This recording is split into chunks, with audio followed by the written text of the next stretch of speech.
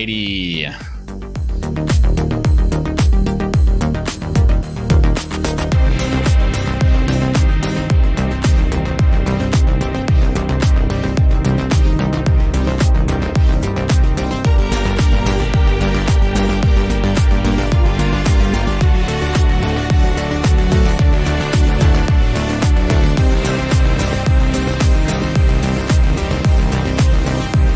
Welcome back to another live edition of the Mind Your Biz Live mining market signal. We call this show a couple different things. I like streaming at this time because it seems to help more people who are in the time zones that typically view the content to be able to attend live. Appreciate you being here. Do be sure to hit that subscribe button and click the bell icon so you're notified when we go live in the near future. That helps the YouTube algorithm know that this is content that may help other people. So sharing is caring as well. Definitely appreciate that. If you found any value from the Mind Your Biz Live, the mining market signal show, then that's a way you can show your support. As you know, I do not lock down my responses only to people who are whatever super chatters or who are subscribed to the channel. I don't do private videos on the channel. I try to be as straightforward as I can be. Hey, oh my gosh, I see our view count popping right up, guys. Don't be lurkers. Please do make comments as we go, and then leave comments after we stream. Let me know if you find today's content useful. But without further ado, let me jump straight into the Fear and Greed Index. Current score of 26. What does that mean? Hey, I see Crypto Mikkel in the chat. I also see Kevin Hawthorne from Lakeland, Florida. Thanks for being here, Kevin. Definitely appreciate spending time with you and with the fam. Anybody who's able to log in, anybody who's able to spend the time during the live stream, it means a lot. So thanks for saying hello. Guys, Fear and Greed Index of 26. What does that mean? It means that we've got a downtrend from yesterday's score of 30. I mean, we're in a very uncertain time right now in terms of international, foreign policy in the United States, as far as international news, as far as there being potential disruptions to supply chain, as far as all kinds of things, right? Lots of uncertainty. And that's being expressed on social media. Twitter and Reddit are where this score is taken from. These polls are automatically generated from sort of an aggregate polling, right? These scores are taken from an aggregate polling on those platforms, right? Some data scraping and intelligence that's gathered from those platforms. So if people are feeling uncertain, then that's going to affect the score that we see here. So that's why we see that score of 26, and that's why we see people kind of correcting their expectations of crypto right now. Now, the Crypto Fear and Greed Index is largely focused on specifically Bitcoin and Ethereum. It's funny that it always has it's got the Bitcoin logo at the center of this little dial here, but it's not strictly speaking just a Bitcoin sentiment evaluation. It is also for Ethereum. So the two main cryptocurrencies in the crypto market cap. People like Bitcoin maxis will tell you like, well, look, it's got the Bitcoin logo. Obviously, it's the Bitcoin Fear and Greed Index sentiment indicator, but that's actually not true. They show the Bitcoin logo for brand affinity, right? For people to feel comfortable, especially for maxis, to feel comfortable sharing this indicator. But if you look at it, multifactorial crypto market sentiment analysis. It just means that they're polling everybody in the industry to see how everybody feels about all of the major cryptocurrencies, and the easiest ones to generate a sentiment analysis about are Bitcoin and Ethereum, right? They've got that massive market dominance, and so it's a lot easier to figure out how people feel about that by just polling for those words. Just want to try to make that very clear, guys. I try to make the live stream as educational as possible and try to share as much as I can to help you make the best decisions you can with cryptocurrency. Been getting some pushback from members of the community saying, hey, we see way too much sponsored content lately, and please know that I agree. Please know that I understand, and I'm hearing you. I want to get back to developer interviews. My concern with that is that during this time when the markets are flush with cash, it's basically free money printing machines everywhere for new projects that start up. The same is true of established projects. And generally speaking, we already know that they've won, but we also know that most of them have exhausted the 10x roadmap in front of them, the 10x runway in front of them from an investor standpoint. So while fundamentals are really strong on a lot of these projects, and I have given them a lot of free press in years past when nobody heard of them, right? And before they had a 10x or a 100x run up. And if you guys have followed the channel, you know I had these developers on when nobody knew who they were. Nobody. And if you followed those projects after I interviewed them publicly, and then you invested, and because you made a choice for yourself based on fundamentals, then you experienced a 10 to, in some cases, 100x. So I feel like that is a proper methodology to show talent working hard when it's hard to get the work done. I think that's the best possible format for me. Right now, during a bull market, all kinds of projects are able to offer me sponsorship for my time. They don't own my opinion. It's sponsorship for my time to evaluate potential benefits. And then I provide all of the information for you to be able to make your own decisions. I'm getting some pushback for that, guys. But this is what I'm doing full time with my schedule. I work in crypto marketing for a marketing firm when I'm not otherwise doing this. So I work in crypto full time. This is the reality, is that my time could be spent entirely in other places, not on YouTube, not generating any kind of content at all. I totally could just go that route. But I like doing this, and I like being able to share really good stuff with you. So that's why there are live streams like right now. This is not, I don't have any sponsors for the live stream today. It's just me, right? And then the physical products that I create. Somebody mailed in there, for example, one of the ways that we generate revenue directly on Mind Your Biz, so that we can't afford to do live streams like this with no other sponsorships for most live streams. Somebody sent in their Pixel 3a. Now, there are no identifying marks on this, but if I were to turn it on, you can confirm, okay, alternate bootloader setup, and a little mirror image of my camera there. Wow, that's really detailed. But alternate bootloader starting up, Google splash screen, and then first boot. Come on now, don't get weird. First boot of Calyx OS. If you know the splash screen for Calyx OS, you'll recognize this immediately, right?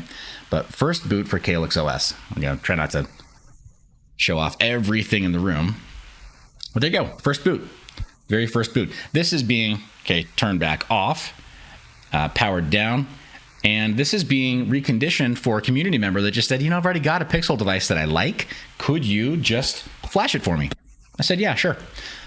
So doing that right now as well. Just so you know, fighting a battle on a lot of fronts, and it's not easy. I don't have any other hired help for the channel right now. I do work in some partnerships, but it's just me, guys. I mean, it really is. At the end of the day, it's just me doing all the vetting, doing all of the interviews that were being done before, doing the setup for the interviews, also doing physical products, running a website, maintaining it.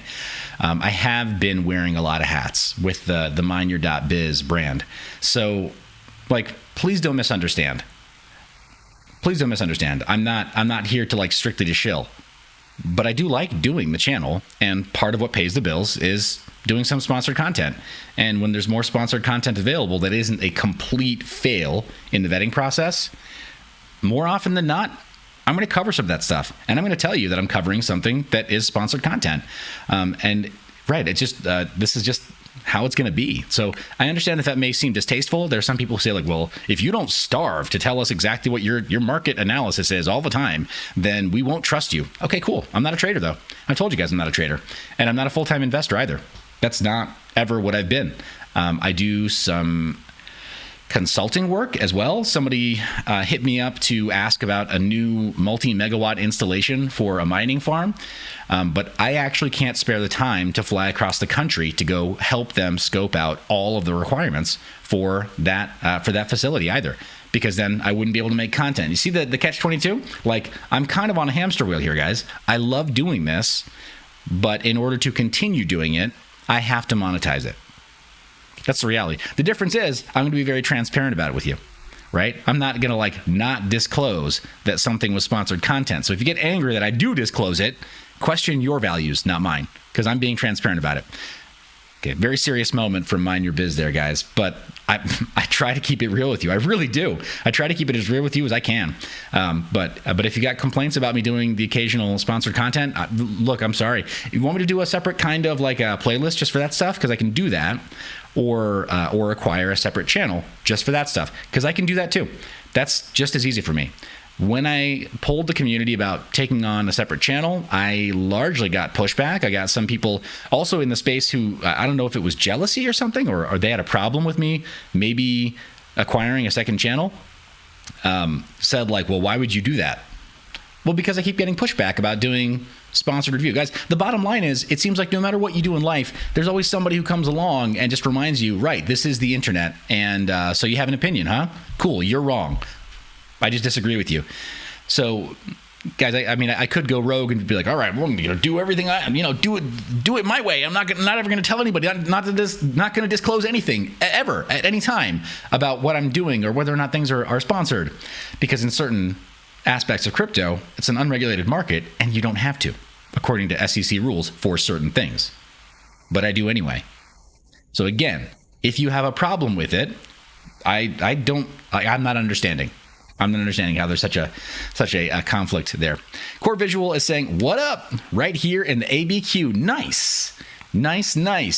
Good people out in ABQ. Good people out in New Mexico. We saw Lisa Mighty Davis, part of the Litecoin community, driving through New Mexico the other day. And honestly, New Mexico, the land of enchantment, that motto is earned. Every time I drive through New Mexico, and it's only been a handful of times that I've done it, but drive through New Mexico right at dusk, right? End of the day, it is breathtaking. And I don't use that word lightly. You look up and you feel like you are, you feel like you are back in the Old West. You feel like you're in the middle of a painting. It's gorgeous. I mean, the sky it's unlike anything I've ever seen anywhere else, with my own eyes anyway. So, no, New Mexico's pretty awesome. But Core Visual, thanks for saying hello. Static Panther says, everyone's got an opinion. That's true. Everyone does. And here's the thing. I'm going to validate some opinions, and that's fine. And I will fight to the death your right to say what you want. That's the other thing. When you start coming into comments and trying to make me feel bad by name calling, what are you gonna say to that? That's not constructive feedback. You can tell me like, hey, Seth, we think you're ugly. Cool. Okay. Am I going to change my face? There's not much you can do at a certain point when people have certain criticisms. But if you don't want to see a certain type of content, tell me about that. Let's have a conversation. Tell me what type of content you want to see more of. Tell me if you want me to cover certain types of projects, NFTs, play to earn. If you want to see more proof of work projects, then definitely do help guide the direction of the channel in that direction, if that's what you want.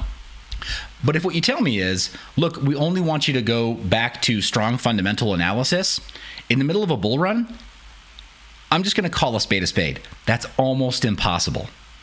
It is almost impossible. Let me repeat. Almost impossible, because everyone's treasury is flush with cash. Everyone looks like a genius. Everyone looks like a strong play. Every other project has done a 10x in the last 12 months. Right? Every other one has done a 10x in the last 12 months. So to say, well, look at the strong price action. Well, look at what happened over here. It's very easy to fudge that kind of stuff. Widget Work says, bro, it's your channel and you can show what you wish. If people don't like it, they should change the channel. I mean, sure, that's true. But I also do want to make sure that this is a conversation moving forward. I appreciate you saying that, Widget Works. So it's a fine line, right? Like, I'm making this content for you, not strictly for me. So if you guys feel like it's not serving you, I want you to tell me also, there's kind of a social contract. If I'm covering crypto markets and you feel like it's not serving you, then I'd love to have the opportunity to win back your attention by giving you what you need, So I do feel that weight of responsibility too, right? It's a weird thing. So anyway, Witcherwork says the vast majority are lovers of money and their bias will be towards the same. Speak the truth like you have it. I appreciate you saying that, man. Thank you. I do appreciate that. Let me jump out of the way and get back into our crypto coverage, guys. That's the Fear and Greed Index. As you know on the show, we try to go over the possible root causes for why we're seeing the score that we have. One usual underlying cause, and I'm just, again, you can always see, I'm on the free tier of TradingView. This is my comfort level right now. I don't know enough about technical analysis to be able to make productive use of more tools than what I get for free here. So that's why I keep it really simple. Plus, doing any kind of analysis of other markets, say like the the BTC ETH pair, or say ETH USD, or any other cryptocurrency, I don't know technical analysis enough for it to make sense for me to try to track another data set over time for now. Who knows? Maybe I'll try to learn from some of the people who really know it well in the space. Crypto Wendio has been so generous with her time as far as having me on her channel to do some of the special interest stuff related to Ethereum and proof of work and mining. who knows? Maybe she'll give me some pointers. Maybe I'll get better at technical analysis. But for today, this is my comfort level, and I don't want to speak outside of my expertise, guys. That's another thing that a social contract between you and me is that I'm going to try to, in order to keep it real, I'm going to try to show you what I can actually speak to with some confidence. But this range here, moving into that yellow territory, which I jokingly say either means slow down or go faster, depending on your comfort level. But we are definitely in that range, still with the MACD having flipped bullish, right? So it's looked good. That most recent leg up, that whatever this little relief rally is, if it keeps us with support above $40,000, that's got to be good, right? Maybe. If we can keep it, if we can sustain it. We haven't been able to stay above $40,000 for much longer than, what is that, a week and a half? Not quite 2 weeks, for very long. Right, so we're going to about that trend here. We're almost 1 week into this rally of being just barely above $40,000 on Bitcoin, and where Bitcoin goes, usually the rest of the market cap follows. We're going to go over some news articles that show a little bit of a shift in the short-term sentiment and Bitcoin dominance, which I don't think is going to play out over the mid to long term. But for the short term, which is what we're dealing with right now on these charts, we're looking at 1 day, right? And we've been sticking to 1 day. We're not looking at 1 week charts. Though, I don't know, it might make sense to start looking at 1 week charts for this show. But that mid to long term time frame, I think we're looking at Bitcoin coming back in a pretty solid way. But for right now, we might see a decoupling of that automatic, pairing of Bitcoin's price action to so many other coins' price action because Bitcoin's dominance is slipping. Right, so we're going to take a look at that in just a minute here. But right now, I think it's great that we're still in this range. Green is where I'm happy to DCA. It's where I'm happy to put in my own money. I don't feel like I'm throwing good money after bad when that's the case. I know that sounds like incredibly glib, right? If that's the right word, incredibly glib to call good money bad if you're buying or dollar cost averaging into Bitcoin at this range. But at least in recent history, like, over the last several months, you'd be doing a lot better if you had acquired Bitcoin at closer to $35,000 than closer to $45,000. I think we're going to agree on that. Your average portfolio value would be positive, right? You'd be somewhere in the black at least, if not and at least not in the red. So yeah, I'm comfortable there. The chopstick analysis did not work in our favor, but I kind of feel like if I correct our chopsticks now, that what we're going to see, we're going to get a surprise. The market will run a crazy Ivan on us. We'll see some crazy reversal like we typically do when I try to reset the chopsticks, because this trend I don't think is necessarily going to hold. We've got so many interesting things happening in the market right now that I'll just flat out admit, like, if it looks interesting to me, if it's got my attention, then generally speaking, I'm much closer to the retail mindset than I am to the advanced trader mindset or to the advanced technician mindset. So I'm going to trace the bottom of these candles here. See, we got almost a flat line there, but it does almost look like an ascending triangle, an ascending wedge. Still, no, it doesn't. The bottoms look like they're ascending. The tops look like they're descending. Does that mean it's actually going to follow that channel? Dude, I'm not even going to pretend to know. Again, not going to pretend. But I'm going to leave the chopsticks there for right now to kind of show confidence bounds for right there. If we break to the upside, awesome. But I haven't been confident that we will. See, I mean, we've kind of had, I could even try to go to the wick tops if we want to do that. But I'm just not very confident that we're going to break to the upside. I think we're still kind of in a slow motion downtrend. And the fact that we saw some very obvious interference here recently kind of tells me we still have institutional players who are behind the scenes moving markets. And also with the ambiguity of legislation, which we'll see in the news today as well, I think that there's a lot of reason to believe that Bitcoin's price is continuing to be suppressed, but also artificially propped up. Ironically, it's being held in this weird channel performance here. There were people who called for Bitcoin to get totally get the air taken out of its tires from way back here, and called for $15,000 or $10,000 Bitcoin. We didn't see it, right? We found very solid support at 30K, and then we popped right back up to retest 70K as a new all-time high. Why? What's different this market cycle? What is so fundamentally different about Bitcoin this time around that it breaks all previous market cycles? Well, first off, markets resist, I think, certain patterns and then start to level out over time because of quantitative easing, because of the incredibly corrupt system that we already have in terms of just our unit of account. Right, the dollar itself. Every market is going to become corrupt over time if it's based on the dollar as the unit of account. So I think that's part of it. Since Bitcoin's inception, we've been trying to hold off the inevitable complete collapse of the Federal Reserve System here in the United States. 2008 was horrific. It was so bad. It was so incredibly bad to live through.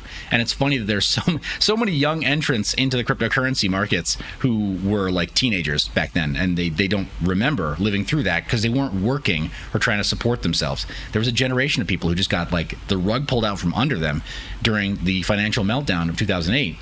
But we've been trying desperately to prop up the market since then and really putting off the inevitable collapse of the US dollar. But here we are, right, at the latest iteration of that problem, or the latest version of that problem, an expression of the U.S. dollar's illness and our dependence and reliance on it. So I think we shouldn't be too surprised that now we're seeing really weird markets everywhere, all kinds of Hail Marys and countermeasures to try to save value. Right, for traditional institutions to try to save face. They got bailouts in 2008 and 2009 that they really shouldn't have. Right, now are they going to get bailouts?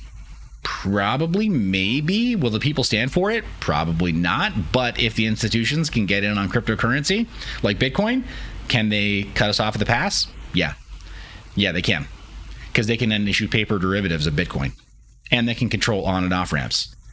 I think that there's something fundamentally different this time than every other halving cycle. That's my story, guys. I'm sticking to it. But that's the chart for Bitcoin. Let's jump into the rest of the news cycle. Cost to mine one full Bitcoin on an Antminer S9. You need 9.5 cent power to make that work.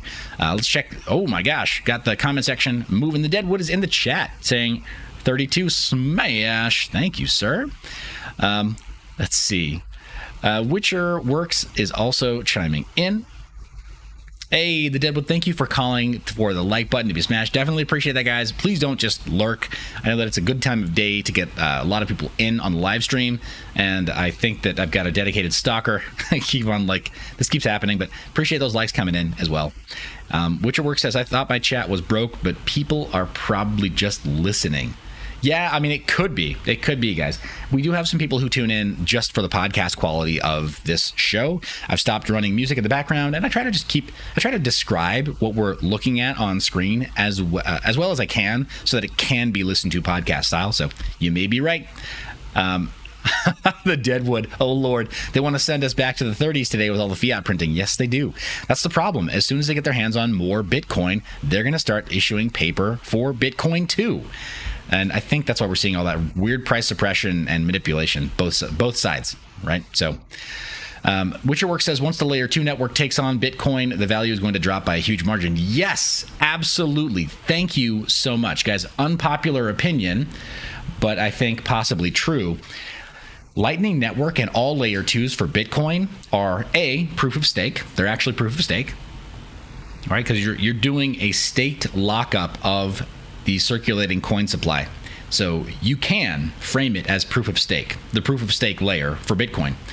So any proof of stake, whatever, anti-maxis, right? Like anti-proof of stake Bitcoin maxis who are like, oh no, proof of stake is the devil. It's like, yeah, but that's what you're doing when you lock up coins on Lightning Network, Lightning nodes. But it's also, like you're saying, it is the manipulation and fudge layer. Depending on how advanced the attackers become, how sophisticated our attackers become towards Bitcoin on the Lightning Network or any layer 2. It could be totally problematic, to your point. But anyway, digression over. That's the Antminer S9. Let's take a look at our Antminer S19J Pro. 3350 is our power consumption there. You can run it on full 25 cent per kilowatt hour power. This type of efficiency is what we're going to need moving forward into the next market. Guys, if we continue to see problems with the cost of crude oil, if we continue to see problems in the energy sector, we will eventually see problems in electricity. It will eventually go up. And you might be saying, like, look, I live next to hydroelectric, or I live next to a nuclear power facility, or we're, whatever, X% wind energy or something, or renewable on this grid. Cool story, bro. That may or may not actually help you. Just be aware, there may be subsidies that have to go, that just go away for your power because of the cost of crude oil and the cost of other coal-fired plants and the cost of transportation of various other goods throughout markets. Everything may rise, including the cost of electricity. So just be prepared for that. If you can get yourself off grid, great. If you're relying on a sort of renewable grid and you're just dependent on whatever the local grid power is, be in for some sticker shock, guys. That's all I'm saying. You may get a surprise from your utility. So just know that right now, if you're able to average about 5 cents per kilowatt hour on your S19J Pro, you're acquiring your Bitcoin at well under $10,000. This is the sweet spot, guys. This is money printing machine. You will not, I don't think you will ever feel bad about acquiring Bitcoin at this price. One full Bitcoin for $8,400. Yes, please. Thank you. If I could buy it OTC right now, obviously I'd buy it all day, right? I'd buy as many Bitcoin as I could possibly get. And then I would even violate some of my own rules. Guys, straight up, if I could acquire it at that price, I would legit, I mean, not a bad idea. Go ahead and hit those buttons. But if I could buy Bitcoin at $8,400 each, I would buy some strictly for KYC yield platforms so that I could take out a loan against it and buy more Bitcoin. That's like, right, it's a money printing dynamo. And that's where you got characters like Michael Saylor with the extremely cheap loans that he got. They're probably totally toxic, but extremely cheap loans that he got, being able to ape into so much Bitcoin at a relatively great acquisition price. So just throwing it out there, guys. Mining is the original dollar cost average subsidy, but if you can get Bitcoin at that price, you're winning. You're just winning. And that is your long-term saving strategy, your long-term HODL strategy.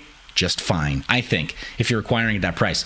Unfortunately, if you're in a position where your cost of power is higher, right? So 8 cents per kilowatt hour, a little more doable for an ASIC miner. You're looking at 13.5, and I personally still think you're in a good position here. I still think that if the wheels fall off of the Bitcoin pricing and we plummet to a new support level, I personally suspect we're not going to dip below 15K. Some people are calling for 20K, others are calling for 10. I'm saying 15 is totally reasonable because right now it mimics the real world cost of production, and occasionally we may dip below that. But I think that when we find broad support for Bitcoin, if it does dip below that, it won't be for long, and we will find that 15K is an extremely comfortable place. The mining network will not stop running. And it doesn't always, again, historically, Bitcoin hasn't always perfectly matched the cost to produce, but it's never really, there's never been prolonged bear market conditions that made Bitcoin unprofitable to mine for long stretches of time. So that's why I'm pretty confident in 15K being a fairly optimistic but good number to look forward to as a worst case scenario. You tell me what you think in the comments, guys. I'd love to get your feedback. Could be wrong, of course, right? Like I just said, this market doesn't really resemble anything we've seen in the past. So that could be the case for the cost to produce Bitcoin as well. Let's move into some of your comments really quickly, guys. Going to read back through our comments. We are live, and I love the interactive experience, guys. I'm here for you. So, literally just got a message redacted. Oh my gosh.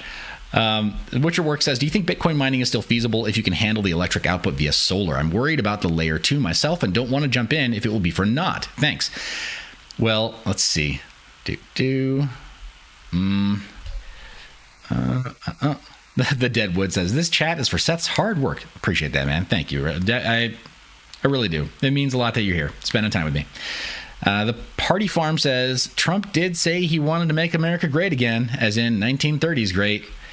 Guys, I'm not going to get political about it, but what I am going to say is if you voted in the last election, you didn't put Trump back in office, and he hasn't been in office for over 2 years now. Over 2 years?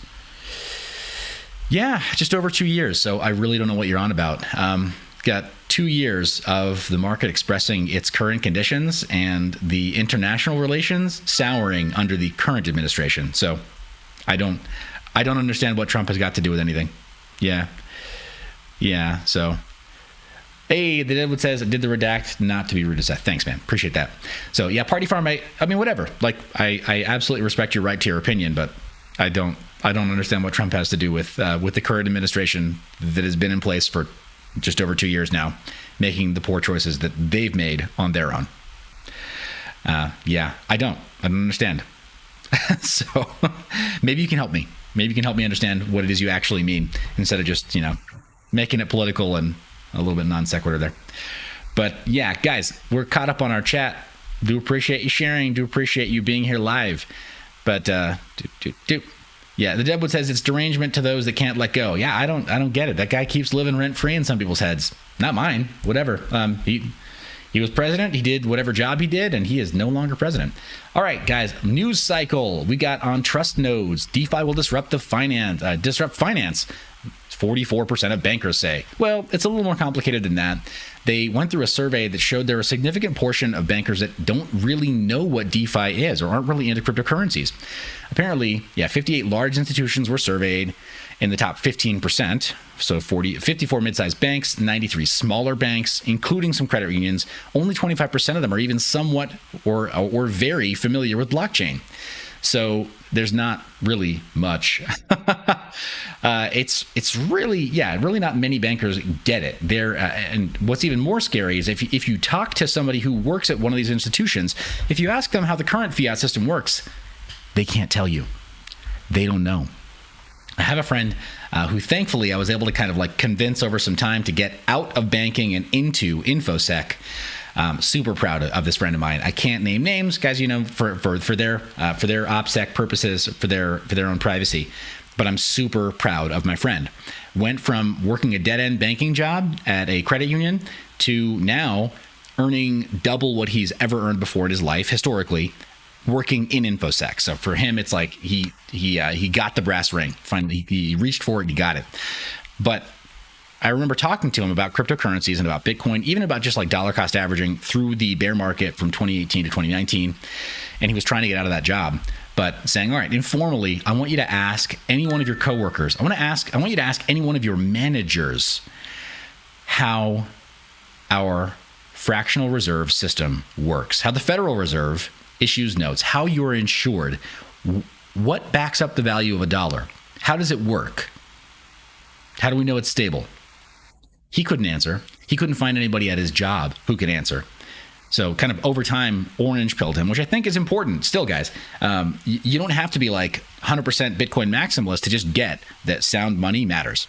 And that the reason that we got into this whole pursuit of cryptocurrency, it did kick off with Satoshi Nakamoto. It has nothing to do with the Ripple Labs being started in 2004, trying to come up with a better solution to the SWIFT system.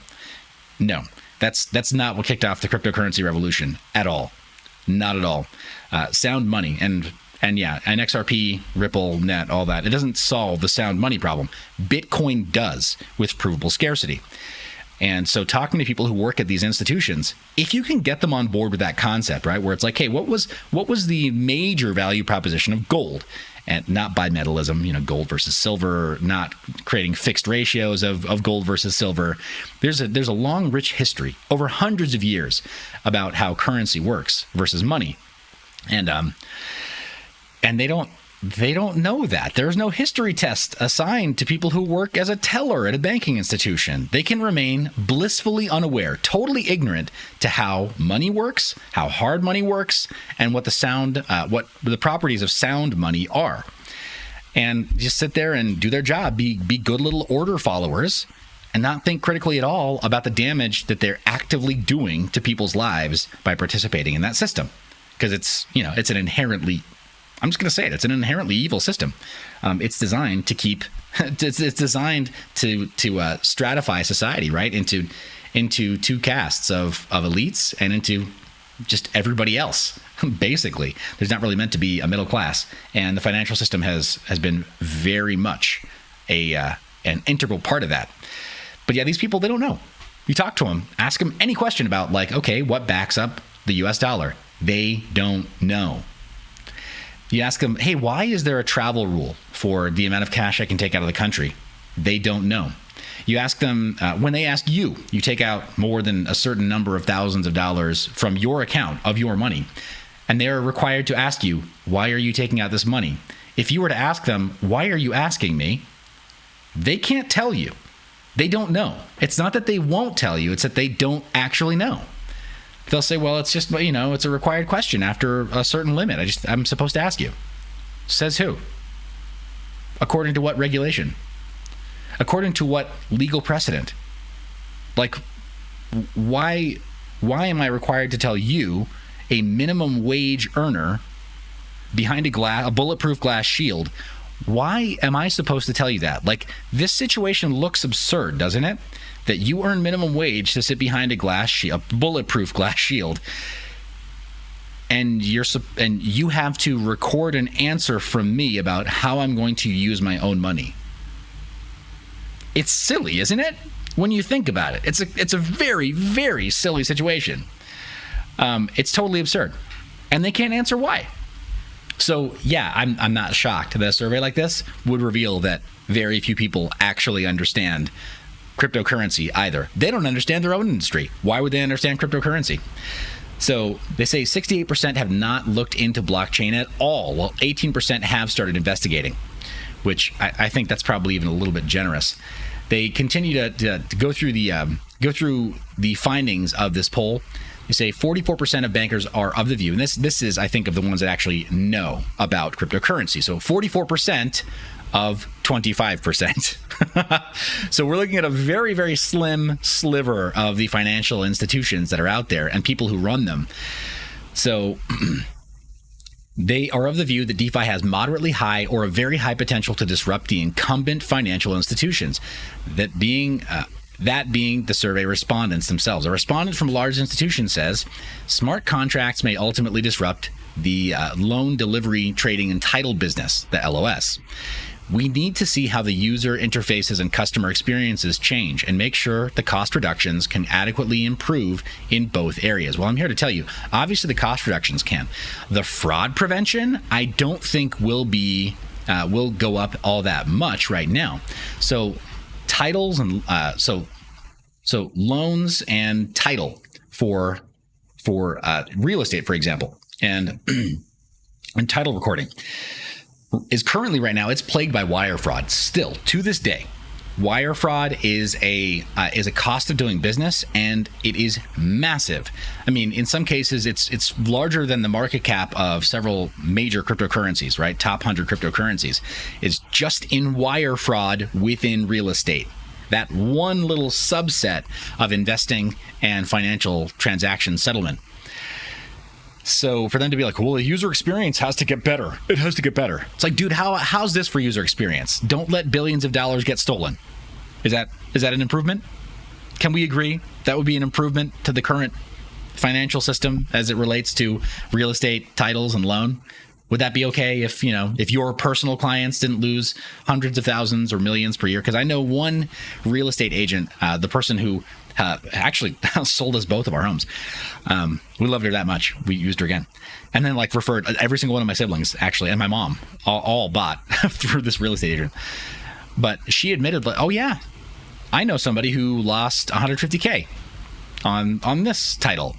Every single real estate office, every single real estate professional, every real estate agent, when you talk to them, they know somebody personally who has had six figures or more hijacked from their real estate deals through wire fraud. So why are we so worried about it having nice, shiny buttons? Why is that really the hoop we have to jump through in the cryptocurrency industry to be taken seriously? It has to have nice, shiny buttons, and it has to show a little smiley face when it's got a loading screen. The user experience has to get better from an app perspective on somebody's phone. Again, how about we just start by preventing people from getting ripped off through wire fraud? Don't know if we can, because generally speaking, most wire transactions are initiated over email, a totally insecure system. They try to send account routing numbers through email, which is super easy to intercept and spoof. You see the problem here? False premises or a false foundation will never help you build anything sturdy on top, right? Like it's building a house on top of sand instead of a rock. For anybody who's like whatever inclined to that description. We've got serious problems in that sector, is what I'm saying. Guys, let me stop rambling for a second here, jump out of the way, take a look at your chat. Got some new chats coming in. Oh, and Lee, go ahead and show that one from Witcher Works. Let's see. Party Farm, are you joking right now? Okay, I think Party Farm might be joking. That's really funny. People just want to blame others for things they can't fix themselves. Pass the buck. Don't give them data they demand when I take my cash. Call the manager. I don't care. It's my money and my business. Party Farm says sometimes it may be asked to make sure you're not being scammed. Some scammers get people to withdraw a lot of money from the bank. You're not joking, and actually that is an extremely important point. Yeah, because people can be placed under duress to do certain things. Like it sounds kind of messed up. So whether it's a scam or people are being forced to do something against their will, which unfortunately happens, and so there is a certain amount of responsibility. But that's kind of like the stop and frisk policies of New York City. That didn't fix crime in New York at all. Crime didn't go down when they had the post 9/11 stop and frisk blue state policies. They fail in every major city where they're implemented. So that kind of broad dragnet, it makes certain people feel safe, but it doesn't actually make them safe. Unfortunately, having better checks and balances to ensure that fraud at that institutional level is harder to execute, that makes sense internally. But trying to punish your patrons by asking them where their money's going all the time, it's just a pain. It's more friction. So let's see.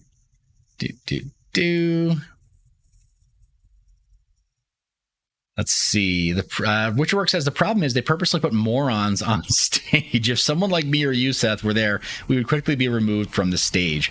That may be true. That's what I love about the cryptocurrency markets, guys. It's been so. I'm going to say something that's going to make some people feel a certain way.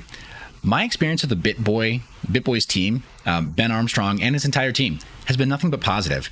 They've been super, just friendly, outgoing, supportive, and they understand that these are important conversations for us to have. We may differ in opinion, and we may differ greatly on certain topics, but they're respectful and extremely intelligent people. The fact that we may disagree on some things doesn't mean the conversation has to stop or that we have to cancel anybody, right? So yeah, I agree with you. Yeah, Witcher works. Unfortunately, it is very easy to try to silence certain people that have different opinions, as if they try to communicate those opinions intelligently and surround themselves with intelligent people to have good conversations with. So, yeah, but that's why we're having to create some of our own media streams. We're not getting invited onto CNBC to have like a 2-minute, bite-sized talking point segment where like you can be a talking head and say, this is probably good. You should maybe look into this, but it still be a fringe thing, right? This is why we've been doing our own independent publishing for years. Otherwise, the signal will not get out. And there's room for everybody to publish in this space. PFC Wells in the chat says that was part of a scam on old people in the UK. A few years back, they would get them to go to a crypto ATM.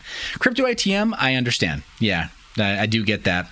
Here's the thing. You could also, that's not the bank's job to stop people from doing that. I know this is going to sound weird. It's not at all the bank's job. If the bank were to ask them, okay, why are you taking out $3,000?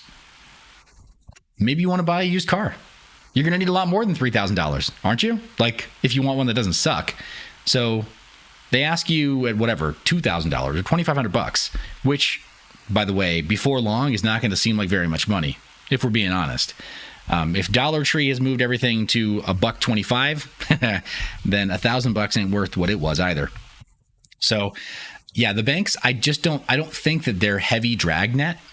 I don't think that the heavy dragnet policy is going to help save everybody, right? Because that same person can just lie, right? Like they can be instructed like, okay, if there's some kind of like a blackmail scam or crypto jacking, right? Or if they are hijacking that person's system, crypto ransomware, then they can also just instruct them, all right, I need you to take out 2,500 pounds from your bank if you're in the UK. And when they ask you what you're doing it for, say, I'm purchasing this.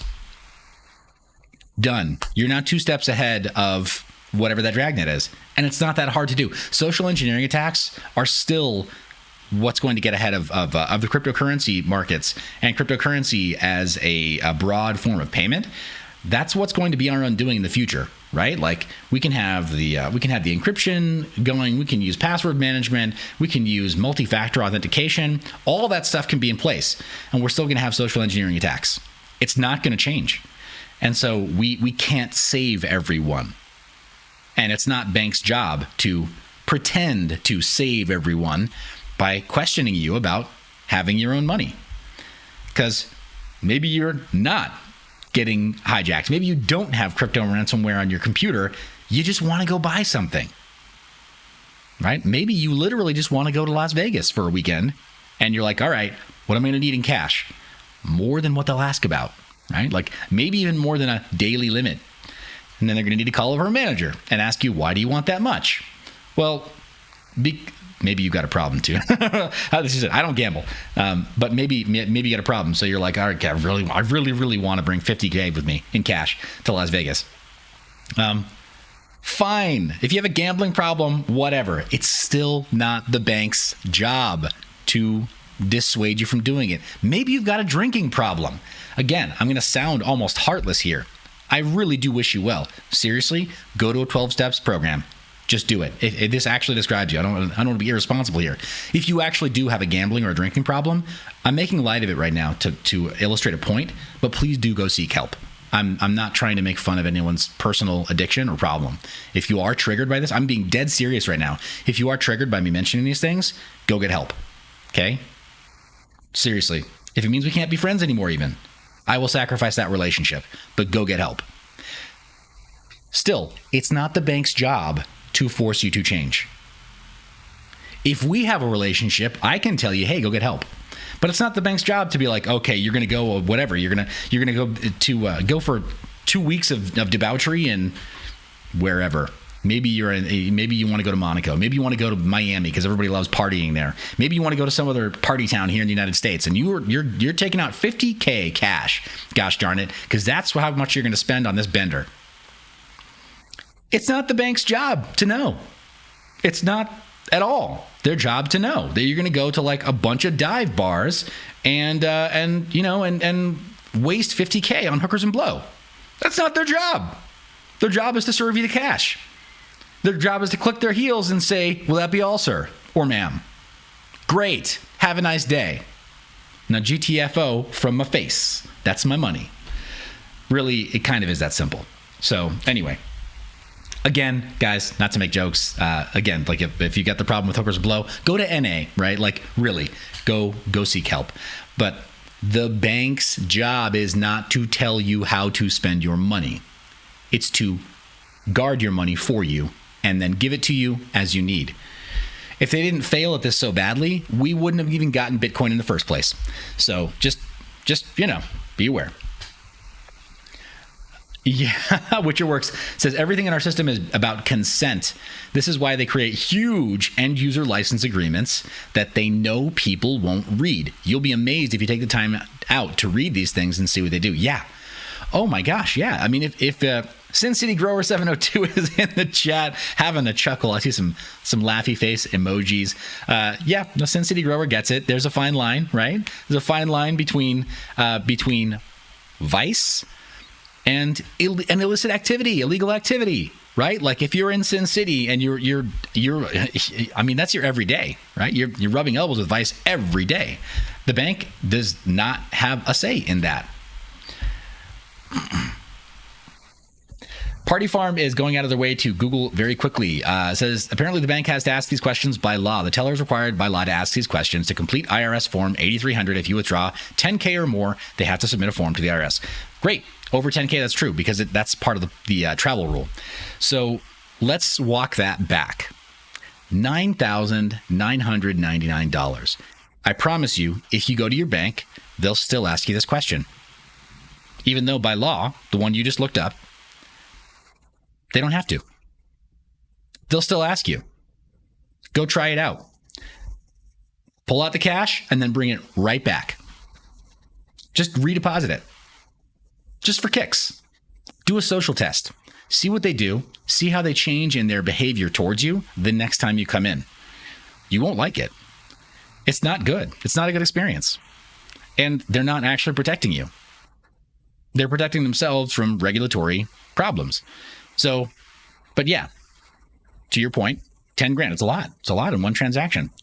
But whatever the limit is, start walking that back and see when they stop asking you what you're going to do with your own money. When you walk it back to $8,000, $5,000, $3,000. I promise you, at all of those intervals, they will continue to ask you what you're about to do with your own money. Yeah. The Core Visual says, well, they once asked my dad what for when he withdrew over $10,000, and he said, I'm getting a massage. Yeah. Mining Block Hub in the chat says, yo, how's it going? Witcher Work says, Fidelity tried to talk me out of holding gold and silver in the vault. Talk me out of or into?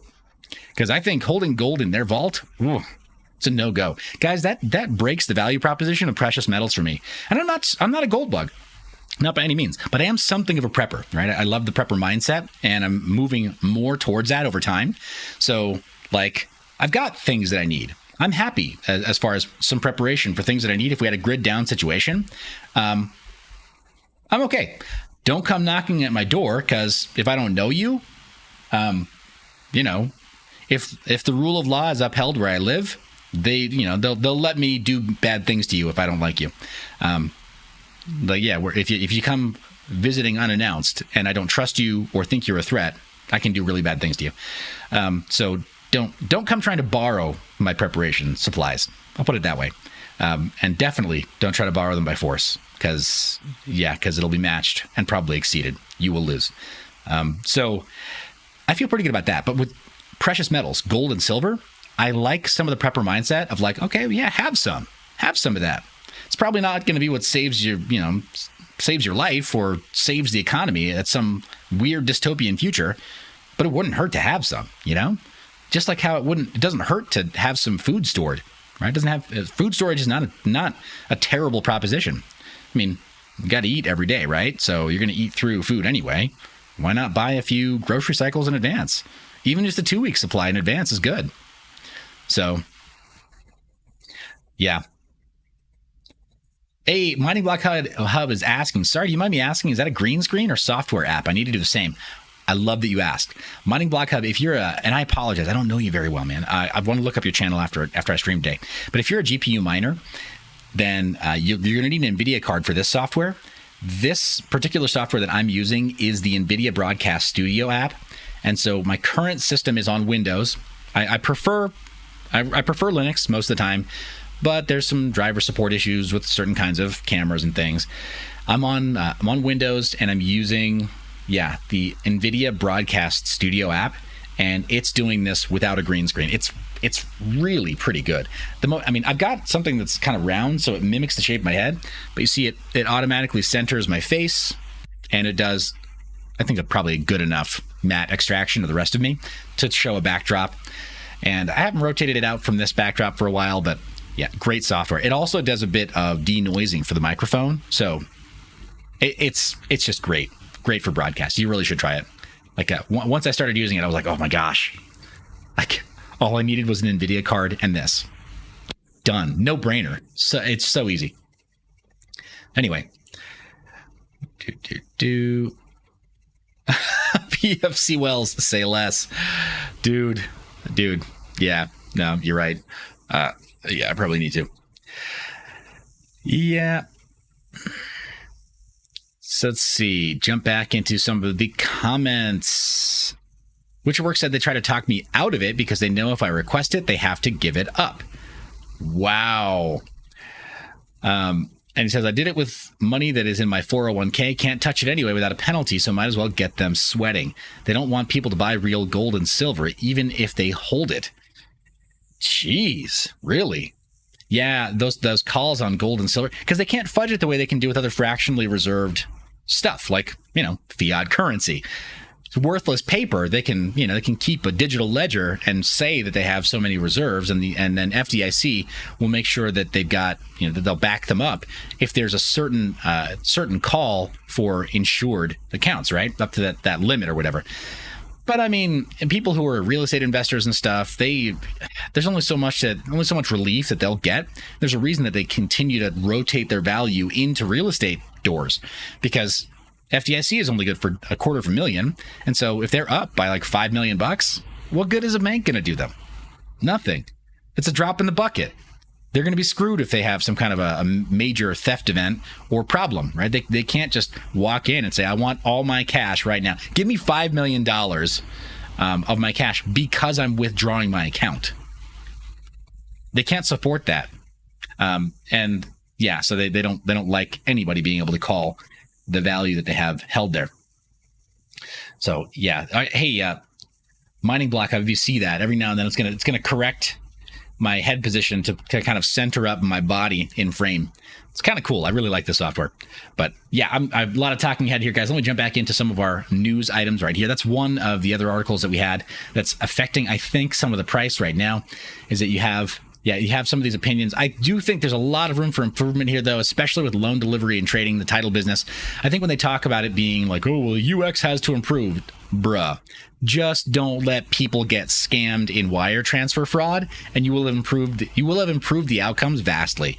It's another one of those prime examples of like, well, crypto is for speculators and criminals. Really? Okay, choose any business vertical where fiat money is used, and criminals would be fools to use crypto for that purpose because of how easy to track it is. But you guys let wire transfer fraud happen like this? Over 100K wire transferred to another account, and that person gets away scot-free. That's the current system. And you really think crypto is going to make it worse? Get out of here. Nah, that's going to be vastly improved, even if UX is not perfect. So we don't need shiny buttons. We need fraud-resistant systems. All right, New York legislators weighing a moratorium on crypto mining while some look to an executive order from the governor. This is pretty relevant news, guys, to our community. If you're looking at any kind of crypto mining at scale, especially at scale, then in the state of New York, there are problems brewing. But there's a ray of hope, I think, personally. I'll give you my meta-analysis in just a minute here. But I think we got to go through some of what they're saying here. There's a proposed bill, and it would mean preventing new permits from being issued to certain mining operations until the New York Department of Environmental Conservation can study their impact with a generic environmental impact statement. So what does that mean in practical terms? That means that if they do pass the moratorium, which they haven't done yet, but if they do pass the moratorium, no new friends, no new mining operations, nothing new for you. If you're asking to mine at scale, the permit they shall not issue. Like, they just won't do it. So if you want to get those mining permits, do it now. That's my meta-analysis. If you're trying to get something going in the state of New York, move fast, or move out, but move fast, because the state of New York is they're talking very seriously about passing this rule, which would prevent you from getting a license until they finally open it back up, right? You could be sitting on your hands. You could be sitting on megawatts worth of equipment that you just can't deploy. So don't get caught in that position. Get your permits now, or get the heck out of New York, right? Even if you have a really great thing going there, just consider going elsewhere. Wyoming is lovely this time of year. So is Montana. Just saying. And Texas clearly wants your business. So if you're living in New York and you're looking at mining at scale, maybe consider bringing that business to a state that actually wants you there. Just my 2 cents. Could be your 2 Satoshis, though. All right, guys. Those are the key takeaways. They also mentioned, here we go, Support against this bill, though. This is what I love. International Brotherhood of Electrical Workers said in a statement that the bill fails to take into account the valid benefits of the technology behind the industry. Wait, what? Yeah, we got the Sparkies on our side. So, New York, you want to go against the unions? Keep on moving that direction. I'm going to listen to the Sparkies, really, and because we need them desperately in the crypto mining industry at scale. We need good electricians on our side. And it legitimately warms my heart to see that a union has stepped in to say that. Say, whoa, hold on. This could be a good thing, right? While the rest of the world is saying we've got to be, conservation oriented, and everybody's going to install solar panels and stuff, which for them is like, it's like not great work. It's not great work at all. Mining operations. We need conduit run. We need three-phase power installed. We need sub panels broken down. We need high voltage. We need more amperage all the time. Amperage expansions all the time. We need additional lines run. We need more transformers on site, staged outside of mining operations. We need more 208 and 220 volt, 240 volt step downs done inside of these facilities. It is an electrician's dream come true to get pegged to work at a mining facility and become their in-house talent or their in-house labor for that. So, yeah, if you know an electrician, tell them about this stuff and be like, hey, go be vocal, because the cryptocurrency and blockchain industry needs good electricians. We're always in expansion mode. But New York, yeah, I don't know what they're thinking. Right? It's like, okay, New York, going to try to go against yet another union to kind of shut things down there. Won't end well for you, I don't think. But love to see the Sparkies on our side, guys. We need more industry people like them to just get in, be vocal. All right. We got some more comments to catch up on. Mining Block Hub says, thanks so much. That's going to help out a lot. Also, what's your thoughts on Ape if you haven't already spoken on this stream? I don't know much about Ape. I can maybe take a look at it. The Deadwood says, Ape, I will wait on a while for. Everdome is smashing its way to land sale soon. Pumpage till then. Heck yeah, the Deadwood. Bruh. I'm going to go back to what I said at the start of the stream. Some people are complaining about me talking about Gem Hunter content. The Deadwood, because you've gotten a little taste. Everdome is killing it. I will not apologize for showing you guys gems like that, because not every single one does a 10x, but if I did not cover any of them, then we'd never be talking about projects that just 10x. When we have a few that we did talk about. We talked about Raptorium. Shout out to Big Piggy, killing it. Him and Charlie just absolutely destroying with what they're doing on Raptorium. Now doing bridged assets and wrapped assets over on BSC. So you can LP your Raptorium tokens. So many ways to earn there. They did a 10x on our watch, right? But we reviewed them when nobody knew them, right? They were very obscure. They were a niche project. Flux. Guys, do I have to say it? I interviewed them back when Miles was still at the helm. And did interviews with Miles Manley and Dan. But that was in the bear market. Now with this project Everdome, they're not launching in a bear market. They're launching now, and they got my attention by saying, "Hey, we'll sponsor some of your time." That carved out enough time. But did I cheat you? No. Here's the Deadwood in the chat saying like, "Nah, man, it's doing great, and it's gonna pump even more." And he's totally right. Anyway. I'm kind of ranting here, guys. Maybe I'm being thin-skinned about it, but I'm trying to cut that balance. You know what I mean? And I guess I am trying to prove to you, like, there is a time and a season. During bull markets, though, we don't just give developers free reign to talk about how they won. Everything is winning. So we got to talk about things that we know are still poised to win. Just full stop. And if you want to be mad about it, because some of the people here in the chat are winning more than you did by just mining whatever your favorite coin was, because you believed all the hype, stay mad then, I guess. You got some people in the chat who are already they're experiencing some of the benefits, and it's not the only, as you know, it's not the only 10x that we've covered recently. And since we started doing the Gem Hunter content, we've had multiple strikes, guys. We've done pretty well. So. Hey, PFC Wells is chiming in on Ape Coin. Hey, says, talk about Ape Coin. It's a money grab. The pump and dump has been predictable. I would trust PFC Wells on this, guys. Not gonna dead name here, but PFC Wells knows his proverbial poop. So, alrighty. Witcherworks also says, best way I can see getting around that is not to use an AC HVAC, run solar with batteries, use propane for that. Yep, guys, great alpha being dropped in the chat there. Going back over to our news cycle, though, I love that, again, International Brotherhood of Electrical Workers. Yeah, that group, they roll deep, so don't anger them. Over on BN Crypto, Bitcoin dominance is rejected at 44% resistance area. Why does this matter? How would this affect the markets right now, guys? Obviously, dominance is one of the key metrics that people who are Bitcoin maximalists use to say, well, you know, orange coin good. And they're not wrong. It's good to see strong Bitcoin dominance, but I don't think that it's the full story. Not anymore. I think previous models are broken. I think they're shattered. I'm just going to continue to say that until we start to understand. We're almost 15 years into the Bitcoin experiment. Almost, not quite, since the white paper's introduction. We're almost 15 years into this thing, and it's time for a shakeup, right? Like we can't expect for the previous models to continue to work, especially if the dollar itself is failing. So I think that the same is going to be true of Bitcoin dominance now that so many cryptocurrencies, not just derivatives of Bitcoin, but other cryptocurrencies that offer different value propositions, as they continue to innovate, as they continue to actually provide value, I think we're going to see that Bitcoin dominance does dip until it reverses. I do think that mid to long term, we're not going to see this continued depression of Bitcoin dominance. Why? Because when we return to bear market conditions, we're gonna see again. We're gonna separate the men from the boys. Open-minded Bitcoin is in the chat saying, "Hey, crypto fam, hope all is well. Smash those likes. Appreciate that, guys." I think that's great advice. Let me roll it.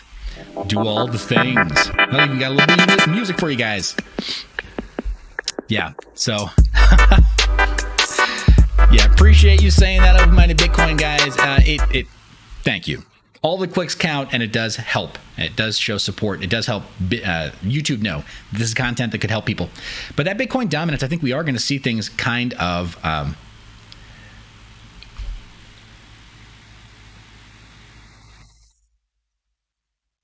Guys, the Deadwood coming with a little update on his Everdome bag. I did not know you were doing that well, sir. Congrats. Says, I'm so happy I saw your hero and dome vids. Yeah, I'm just going to say the Robert Grin projects, guys. Anytime that I hear anything from one of his team or the extended Robert Grin sort of family, they get my attention. I jump in. They're not the only ones, though. That's what I'm going to say. They're not the only projects that have done really well, but they've done extremely well. Deadwood is not... I don't think that he's exaggerating when he says, happy saw the hero and dome vids.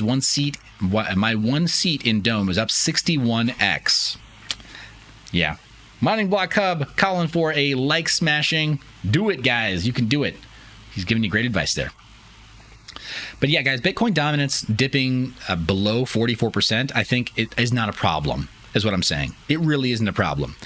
It shows that we've got a mature cryptocurrency market. It also shows that we're kind of at peak bull market, in my opinion. The more we see the Bitcoin dominance go to the downside, it means that the bull isn't over. Everybody keeps saying like, oh no, extended bear condition. No, we're crabbing sideways, but the bull is not over. That means there's fresh capital flowing into the market. The market cap is growing, even though Bitcoin is crabbing sideways. That means there's more money moving around. And I suspect that capital will fly from all the speculative stuff in DeFi and in some of the bad plays, right, within NFTs and other markets, and then we'll move and flow back into Bitcoin and some of the fundamental projects that are in that top 10, top 50, maybe some of them that are not top 50, but have the really strong fundamentals. We'll see, I think, that flippening of the market over time. Yeah, guys, it would be awesome if you do smash that like. Definitely does help. Seeing those metrics kind of flip would be awesome as well. All right, guys, that's the rate. What is it? 44% has been rejected. Let me see what I got right here. All right, so support at 41%. And does that mean there's going to be a reversal? I don't think that there is necessarily going to be a reversal. This is just the Bitcoin dominance chart here. It doesn't necessarily follow. But there's going to be a reversal, just that there's been support at 41% so far. We could continue to bounce downward in terms of Bitcoin dominance. And I think that's fine. I really do. Because in the long term, we are looking at a long-term upward movement towards 52% after this decreases. So there's really strong validation for that theory from several people who are technicians in this space. And yeah, this is one of those situations where I do think that technical analysis can be instructive. It's helpful. It's not everything, but it's helpful. And I think the long-term mission of Bitcoin is what's going to position it to return to that really strong dominance in the markets. Just make no mistake, Bitcoin is the king daddy of cryptocurrencies. I'm a Bitcoin most-imalist to this day. When people say, like, oh, you're covering so many speculative projects. Yeah, cool story. My savings is in Bitcoin. Like, unapologetically. I still value average into it. I don't DCA. Right? I'm trying to learn how to be a more savvy investor in Bitcoin. But I haven't lost faith in the vision or the mission. I'm also not exclusive. I'm not married to Bitcoin, so to speak. But I love seeing this. It does mean there's an opportunity to see some growth in the future. But I think it's mid to long term. Take a look at some of our tools, guys. I'm going to go ahead and launch the visualizer on TX Street in just a second. Go over to top OpenSea first. Looks like I have to refresh the page. Oof. Think about it. It's kind of frozen. That's the one thing about tools like this they're really extra fancy. Dang. Oh my gosh. Oh, is that they can hang, right? And I've got plenty of system memory on this workstation. And it's not a question of specs on my system, right? Really nice, fancy RTX 3000 series graphics card, just gobs of RAM, and a really nice Ryzen processor, multi-threaded processor. So crazy. WisherWorks asks, do you think mining Flux is worthwhile? I'm trying to get on something if ETH ever goes proof of stake. The Deadwood, let's see, says, without giving numbers, I did the math, 61x in less than 2 months hodl. Where will Rob take us in a year? Dude, great question. Yeah. Yeah, Flux is a great project, guys. I think it has really strong fundamentals. We'll talk about it in just a minute, but let me go over some of this first. Top OpenSea, Bored Ape and Mutant Ape Yacht Club are killing it right now, but that's because I think we're flipped into total 24-hour volume. Is that what we have dominant here? Let's take a look at our 24-hour change and see if we can identify any kind of winners that actually have some sales and have a decent fundamentals elsewhere. It looks like Goop Dudes by Goop Dude is up over the last 24 hours, over 100%. Same with Kaiju Kongs. And then the Crypto Bull Society is close as well. Looks like the floor price is not terrible on these. And 24-hour sales, they've got hundreds moved, and then thousands moved in the case of Goop Dudes. I don't know if anybody could have seen that number of sales happening. Still only 3,000 owners, so they're changing hands pretty fast without fresh NFTs being minted. I'm not primarily an NFT analyst or whatever, but I do think that some of these metrics are important to take a look at if you are interested in speculating. I'm also, for the record, I'm not involved in any of these projects, and I'm not invested in any of these projects. Is it a good time to run the red screen? Probably. Guys, I'm not offering advice. That's the thing. I'm looking at tools, and I'm sharing them with you as I go. If you are about to pull the trigger on an actual purchase, you've got to do your own research. That's the bottom line every day. Right? Whether you're watching this show or somebody else's. So if you think you're watching somebody else's show and they're just preaching you the honest crypto truth, you better still do your own research. That's when you're definitely going to get wrecked. Don't just follow anybody blindly. But guys, this is, I think, a great tool. I don't know why you'd want to connect your wallet here. I wouldn't do that personally. I don't think there's any need to look at some of the rest of the value-added tools they have here. But yeah, I look at the 24-hour change, look at the 24-hour volume. This is probably oversubscribed, oversold over on Goop Dudes. Maybe it's not. Maybe it is like the hottest thing. And in my opinion, then that would make me late if I tried to ape in now. I think that'd be a huge problem. But still on a tear, right? The hourly is still strong for that one. Let's take a look at the hourly across all these. Yeah, it's number 2 for the hourly. Clone X also not doing bad over 24 hours, but not like Goop Dudes. Goop Dudes is slaying it right now. Look at the 24-hour sales as well. Maybe there's something that's done better over the last 24 hours. Nope, Goop Dudes is killing it there. The Cockadoodles, also number 2. But here's the thing. 24-hour sales refers to the number of units, not to the actual ETH volume. And so there's like nothing there. That just means it's airdropped. So kind of, they can game that system. We're gaining some literacy here as we go, guys. You and me both together. But yeah, it looks like when we look to the left of that 24-hour sales figure, we've got to know that it doesn't mean anything in terms of actual market transactions. So if that was on an airdrop, or it was on a whitelist where there's some chain activity that shows that it moved, but there's no actual purchase, then take it with a grain of salt. There's some others that have done very well in terms of 24-hour volume. Women from Venus, Juicebox Friends, several others as well. Yeah, owners, let's check to see what is the most subscribed NFT. Oh my gosh. Well, it's Ethereum name service by far. Same with Rarible and CryptoKitties. I don't think there are any shocks here, guys. I'm not a big fan of the Ethereum name service. I don't know if I've said that before on stream, guys, but I don't like the idea of buying an ENS domain and then doxing myself by saying, hey, airdrop all of your obscene JPEGs to this address. Guys, it happened to the big brands when they jumped in. I truly feel sorry for Wendio, because she got one of these .eth addresses. I think somebody bought it for her and donated it. And then she gets spammed. She has to get spammed. There's no way she's not getting spammed. But it's like, it would be like getting, like, for a woman in the space, I can't even imagine. It would be like how, like, they're always complaining about, like, getting unwanted attention in their DMs. It'd be like that, only immutable, and they can't say no to people airdropping stuff into their ENS domain name, ETH address. No thanks. I don't want that. I mean, we don't talk about this openly, guys, but my gosh.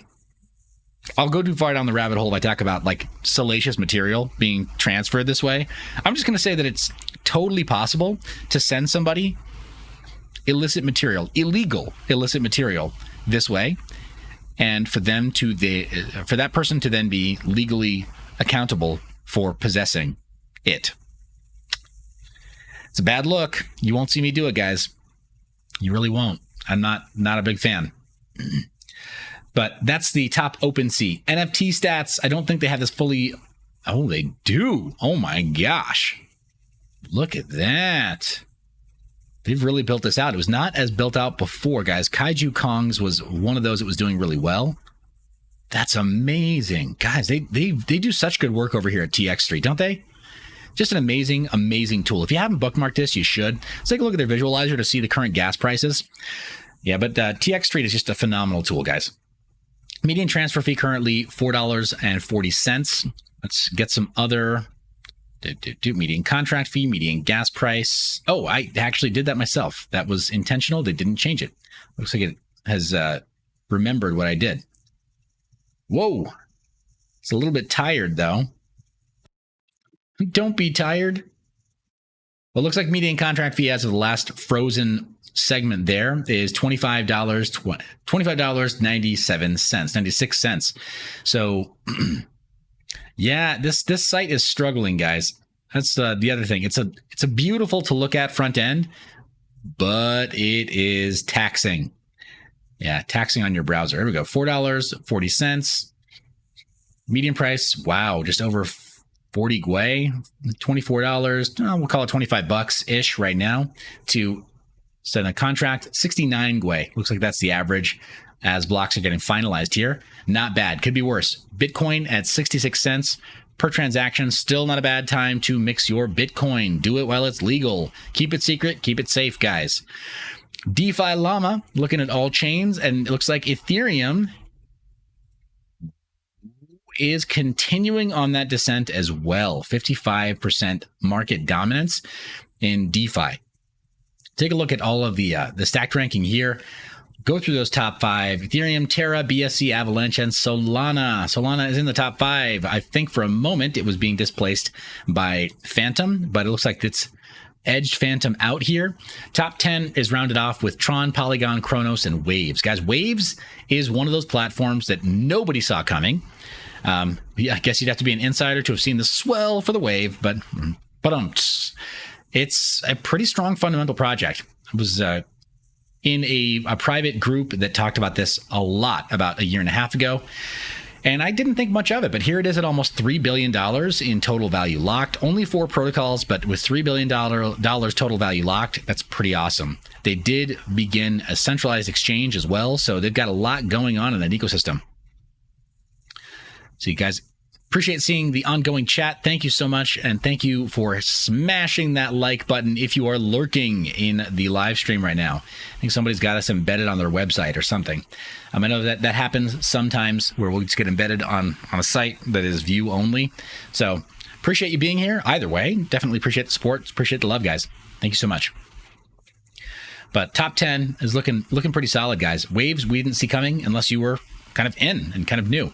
Osmosis and Polkadot, I think, they're just outside of that top 10, but very strong contenders. I think Osmosis probably should be counted somewhere in the Terra ecosystem, but Terra is a little more closed, as I'm coming to understand.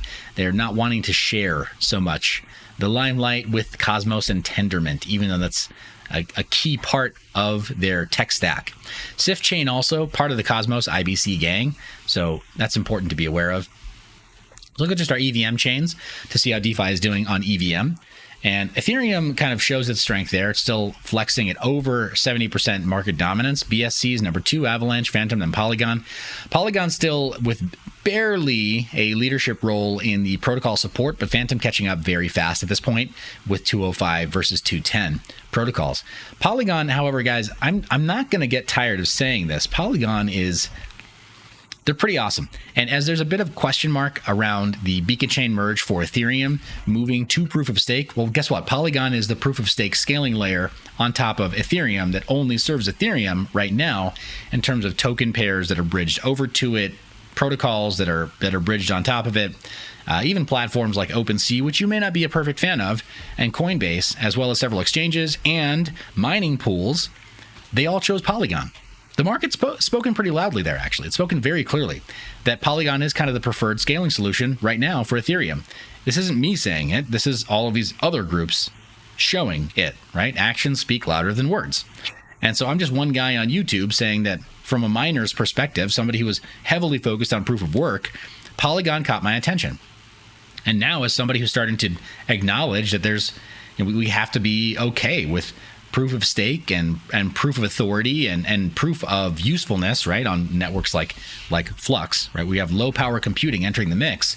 We've got to pay attention to those networks that have already been providing value for a while, have a track record, and have a little bit of fault tolerance, right? Even though they may have had some problems, have corrected their problems in an acceptable way.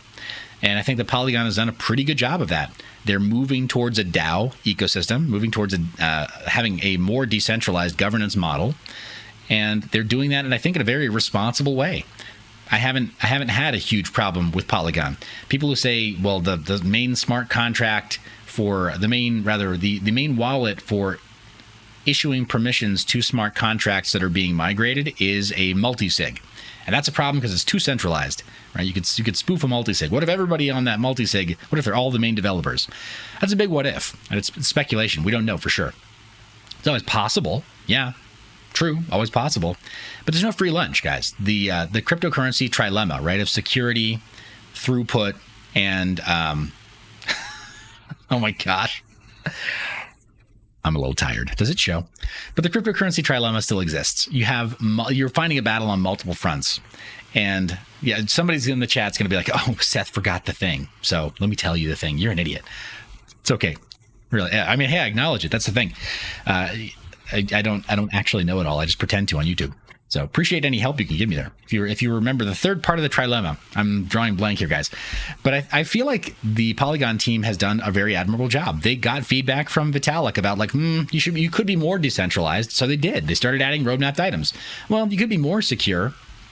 So they started to acquire ZK tech to apply to their scaling stack. They've done more for ZK rollup adoption than the main Ethereum core dev group has. Think about that. Let alone any of the EVM competitors like these groups here, right? So Avalanche and Phantom, BSC, what are they doing by way of native ZK scaling? Not much that I'm aware of. Polygon is actually adding that as a primitive.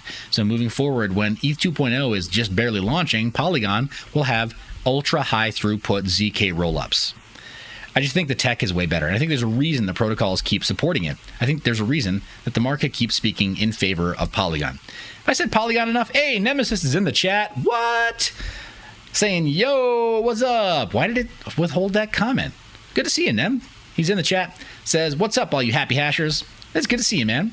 And Serpent, is he in the chat?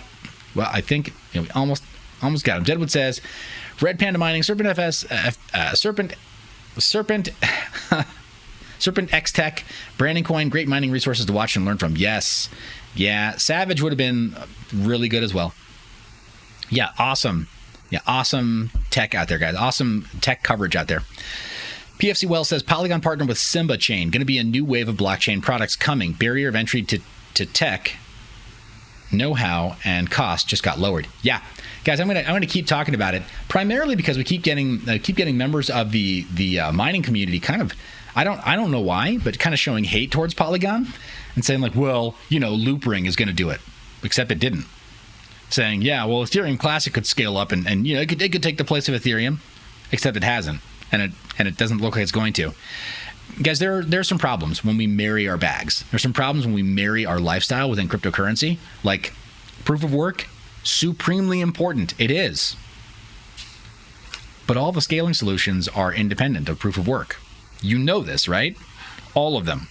They don't rely on proof of work at all. So when you're discussing scaling solutions, just be dispassionate about it. Don't make proof of work the standard, because it can't be anymore. It just isn't anymore, unfortunately.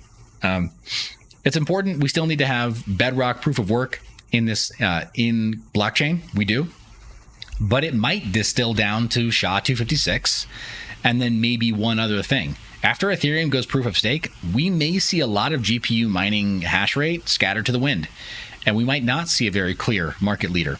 It might not be the Ethereum algorithm, right? The Dagger Hashimoto algorithm. We might see something entirely different take precedence in GPU proof of work hashing that becomes the dominant hash rate model. And then we might just say like, all right, guys, we got to start getting on board with something along the lines of a merged mining system. I would love to see that. I really would. And everybody who makes fun of like Dogecoin or says it's cheap because it was riding Litecoin's coattails or whatever, well, joke's on you. Dogecoin completely outperformed Litecoin. It punched Litecoin in the face, kicked it in its friggin' teeth, curb stomped it till it was dead. Like, almost. Everything that Dogecoin or Litecoin can do, Dogecoin can do, but with a better meme ability, right? You can roll everything from Litecoin into Dogecoin with a couple of pull requests. Done. And then the fact that it's merge mined, you can also do a vampire attack on all attach rate, which it's done. You earn more by mining Dogecoin than by mining Litecoin. Merge mined even.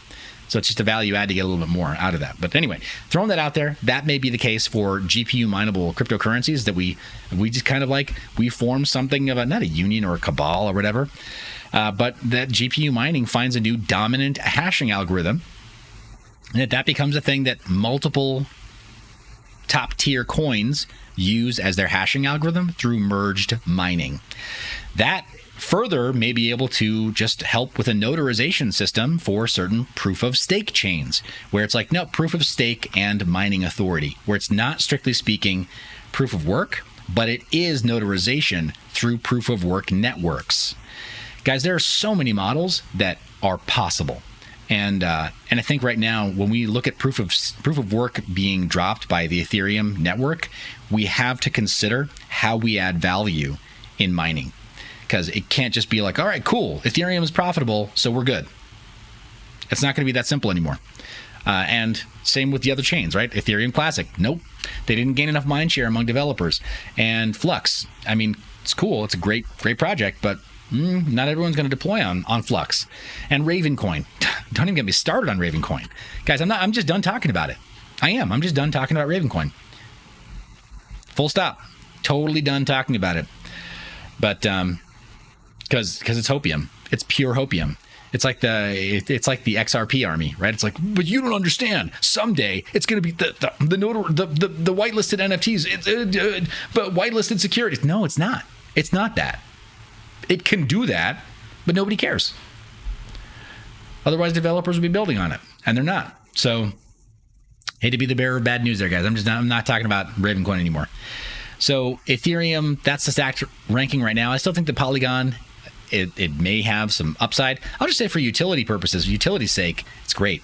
Something that is not listed here that is in testnet that we have to talk about. Guys, let me just make this really, really clear. We have to talk about this. When we talk about EVM-based DeFi chains, Pulse Chain, we have to contend with this. Pulse Chain is coming. It is launching. I sacrificed for Pulse Chain because I found it interesting enough. There's a huge TVL figure that's going to get dumped onto Pulse Chain. You don't even have to like Hex to just see that Pulse Chain, when it receives all the Hexians, all the people who are like die-hard Hex people, that their market cap, their TVL will grow by billions. Billions will be captive on Pulse Chain. So when we look at a stacked ranking, we're going to see Pulse Chain be dominant by the TVL metric. Does that make it perfect? No. Does that mean that it's going to be the best EVM chain? No, not necessarily. They're working really hard, though. That's my point. And they've got a lot of value locked up there. The Edward says Hex is done awesome. Yeah, you're right. Yeah, the Mining Block Hub offers some great alpha there. You guys, smash that like. Definitely appreciate you doing that. It does help if you're not just lurking. And click notifications too. Please, guys, click notifications. Click on all the notifications. Click all the buttons. It helps. Every click counts. Witcherwork says, is Bitsby tripping? Really tripping? He all in on RVN. Yeah, I know he's all in on RVN. And here's the thing. I respect Michael implicitly. I do. Michael Carter is an extremely intelligent guy. He's a very with it person. There's a lot that he gets. Nobody has a 100% strike rate though. And I think he's wrong on that thing. Just my take. We differ in opinion on that. Big time. Different opinion. But I respect the heck out of what he does and what he knows and how he shares and who he is. Just to be very clear, I'm always going to keep it 100% respectful with Bitsby Trippin'. Love what the guy does. I hate that there have been people in the space, though. I'm not going to name names, but people in the space who will, like, just because they disagree with him on something will be, like, disrespectful or rude. I'm not going to be disrespectful with people in this space, guys. I go to too many live events. I'm not going to, like, life's too short. I can't be out, like, going to live crypto shows worried about having to fist fight somebody, right? Because I'm going to be all rude. First off, if you want to make it like, a self-preservation thing, that's why you can't just go burning bridges everywhere. But beyond that, like, I actually respect the guy. He's shared so much alpha by way of mining. Like, we all owe him a huge debt of gratitude. But I can still believe that he's wrong about Ravencoin, right? I mean, that's fair for me to have a different opinion about that. In my take, Ravencoin it ain't it. It has a future, but it's not the future, if that makes sense. It's not going to be the thing that 5 years from now, everybody's like, well, thank goodness for Ravencoin saving crypto. No, I disagree. That ain't it. So yeah, I don't think he's tripping. He can be all in on Raven, but it's also possible that he's got really heavy bags, right? Isn't it? Isn't that possible? Heavy bags make us do weird things, I think. And that's my take on it. But I respect the heck out of Michael Carter. I will fight anyone who says bad things about him. That I will do. Straight up. Guys, the TVL, though, on EVM chains, we have to be prepared for a new entrant. Pulse Chain is coming. It's coming. And I genuinely think that it's going to be a pleasure to work with. If you have Ethereum in any one of your EVM wallets on the Ethereum main chain, something sovereign that you control, and you have any tokens there, you'll be receiving an airdropped copy of the full chain state over on Pulse Chain. What does that mean in practical terms? It means that any tokens like, say, DAI that don't have any kind of admin keys, that you'll get a full mirrored copy of it. Will that dilute the value of those coins? It remains to be seen. Don't know. What could that do to DAI's economics? I don't know. It could mess things up. Paul Doherty coming with fire. This is a great question. It says, ETH 2.0 going to really do anything that all other EVM chains aren't doing now? No, it's not. I mean, you cut to the heart of the issue, Paul. You did. It's going to be, get this. In fact, it's going to be one of the latest proof of stake EVM chains to launch, ironically. And EVM means Ethereum Virtual Machine. They're going to be the last Ethereum style chain to go proof of stake. But to your point, all these other chains do what ETH 2.0 is going to do and more. Polygon in particular actually does more than ETH 2.0 will do. The Deadwood says, I see Raven mainly going to NFTs to stay relevant. I mean, yeah, I agree. That seems like what they're preaching right now, but it's too little too late. They didn't launch with that express purpose. First thing, if they had made themselves like the NFT chain from day one, that would have been fine. But they said like, no, it's for asset issuance. Make your own tokens, make your own coins. They didn't talk about an NFT standard. They don't have anything that approaches an NFT standard. They launched for something where like, yeah, you can have an IPFS hash associated with your mint of a certain token, which makes it almost like an NFT, but not exactly. You don't have ownership rights the way you do with, say, with ERC 1155, which is a very unique type of NFT. You don't get that on Raven. You can't get that on Raven because there is no smart contract programming layer. Real talk. That's it. It is literally just the OP return field that has a hash baked into a UTXO. That's it. That's all. I mean, heaven love him. I just really, I hope that Raven makes it out of all of this all right, but I just don't see it being the thing that even in the NFT space where they gain more traction. I don't think enough of the NFT loyal will be like, all right, yeah, Raven coin, heck yeah. Most NFT people are already like, well, proof of work is evil. We can't do proof of work. It's just not a good cultural fit. I'm not seeing it. And the NFT art that I see going to Ravencoin is subpar. Just straight up. Sorry. It's just crap. It's where good art, good artists are avoiding it like the plague. Ravencoin is not an actual NFT platform. If it were, you'd get top tier artists going to it, but they're not. They're staying on Ethereum primarily because of the amount that they spend on average there on good NFTs. And they're starting to go experiment a little bit with alternate chains like Solana and to a lesser extent Polkadot and within the Cosmos ecosystem. And they're not going to Ravencoin at all. The only people minting NFTs on Ravencoin are long-time heavy bag holders on Raven. It's a closed loop. They're not gaining new market share.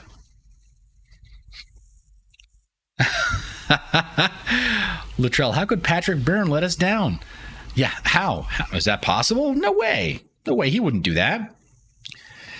Witcherwork says, why is ETH valued so high? I just don't get it anymore.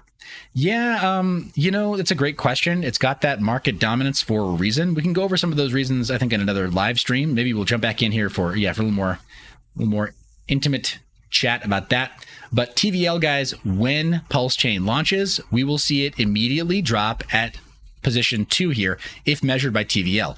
If measured by protocol support, we'll go inverse, it'll look like this. It'll be, let's see, the last one to have 1 protocol supported.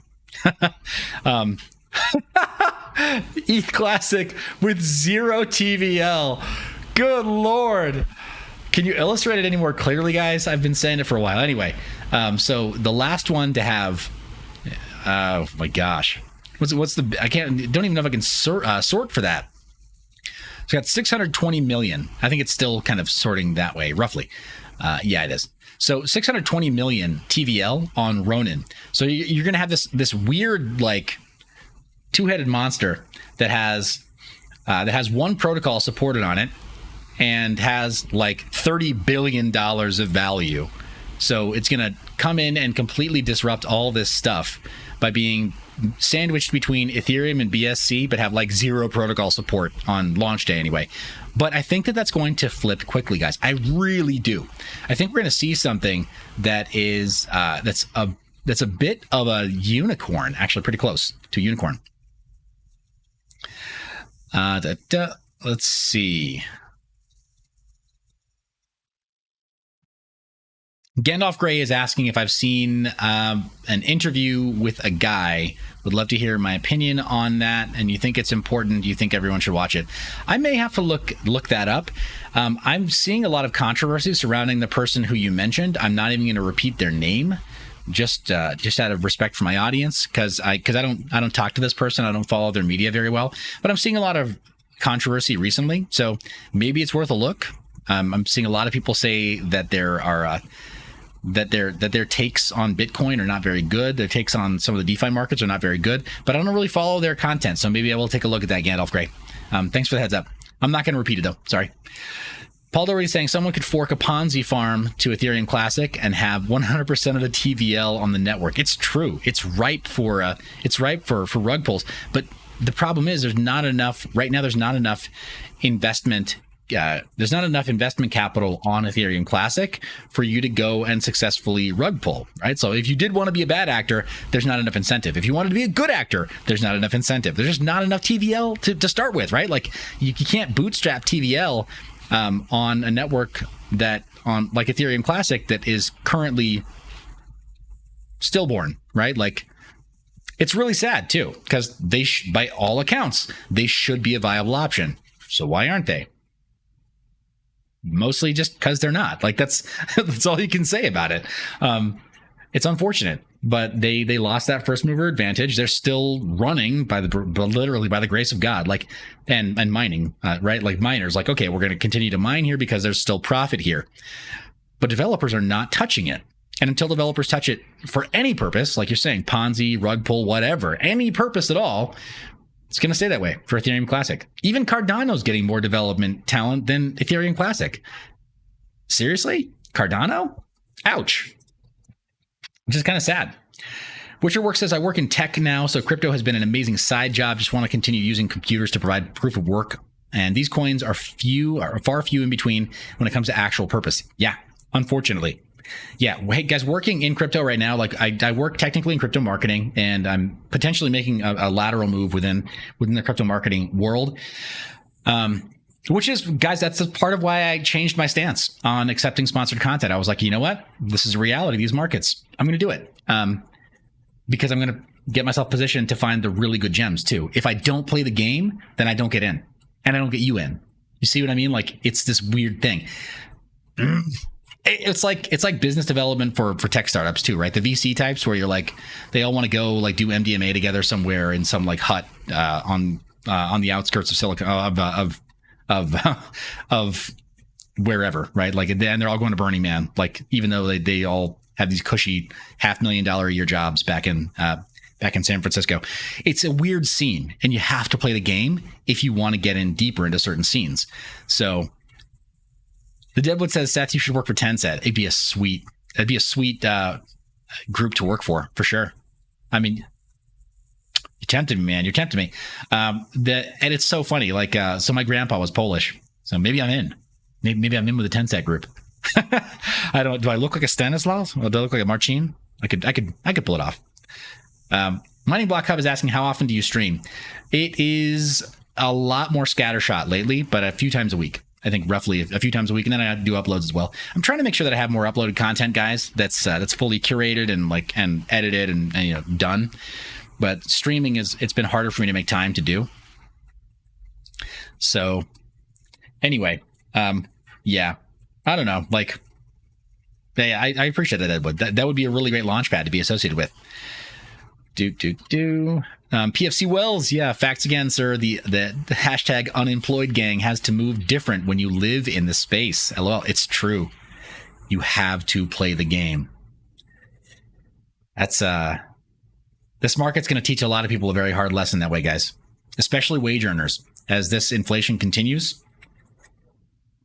Because that's what separates wage earners from anybody who's in any profession or in any like self-directed work or business owner or whatever. You just know you're self-directed, and so you have to play the game. You got to catch the waves, and so you got to know how to like dig and paddle when it's the right time. So, and then not crash into the other surfers or whatever, to extend that analogy. So let me jump back into our content, guys. I'm getting very, very vulnerable on today's live stream. Very special episode of Mind Your Biz. But Yeah, I think that Pulse Chain is going to melt faces here, guys. I haven't been saying it for a while, but I have to warn you now, because there wasn't a whole lot I could do for you when it came to the sacrifice phase, right? It was like, okay, either you knew about it or you didn't. If you heard from me, please do a keyframe frequency of 4 seconds or less. My keyframe count is causing a problem. Oh, guys, I'm having a little bit of a problem with my bandwidth here. Sorry about that. You should be able to hear me. The stream hasn't dropped yet, but I'm going to try to jump off of the big screen so that I get maybe a little less movement across the larger screen, kind of correct my keyframe count there. Apologies. I should fix things. But yeah, Pulse Chain is going to melt faces, guys. Sorry I didn't tell you about it earlier on. It would have been politically very difficult for me to bring that up at the time. And I'm sorry, that was something I could not get you in on. But realistically, people who did early investment into Hex, I know some people personally who will be able to retire based on just their one investment in Hex. They'll be able to retire, full stop. No ambiguity, no questions. I'm not endorsing Hex. I'm just saying, I'm just telling you guys, the money doesn't lie. These people have been able to divest their positions if they want to. They've been able to liquidate. They've been able to take profits. People who say it's illiquid, like I thought it once was, have been proven wrong. And guys, I'm eating crow. Hex has clearly performed well. Am I like all in on Hex? No, I'm not. People who tell me that, like, well, if you have more than one type of coin, then you lack conviction. No, I'm all right. Thanks. You can keep telling me I lack conviction. That's fine. I'll own that. Whatever. Yes, I lack conviction. I'm not all in on Hex. But the point is that it has performed well. Party Farm is asking, what is so special about Hex? I don't know if I can describe that in perfect detail, Party Farm, because I'm not like, I don't know it super well. But as I understand it, what makes it unique is that it has a smart contract that issues new tokens, and as over time, and as the supply inflates, it rewards a certain type of behavior. And it primarily rewards hodling and staking. So you can lock up those coins in a smart contract, and if you hold a larger position in that staking smart contract, you get rewarded more of the new coin emissions.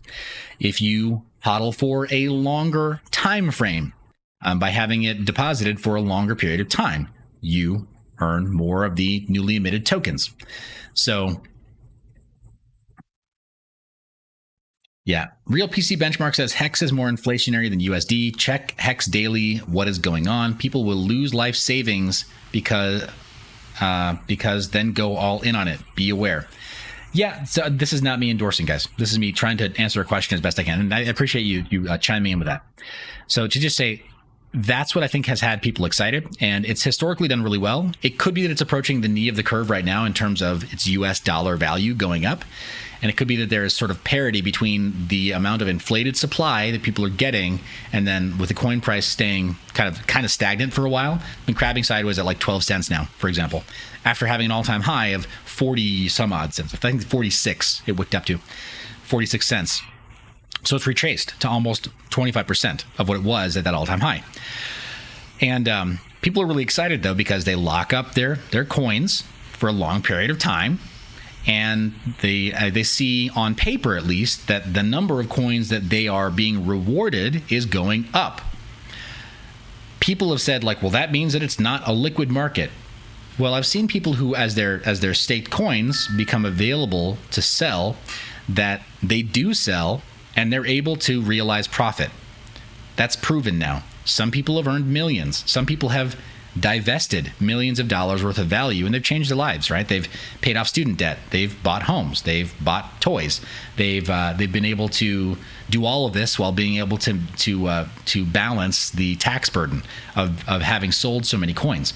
We couldn't have known that when it first launched. We couldn't have known that there was not a rug pull, because it's also possible that there was some Ponzi-nomics associated with it. So We couldn't have known that when it first launched. It was a lot more difficult to be an advocate of it. Now, this is not me advocating for it now. This is me describing the past.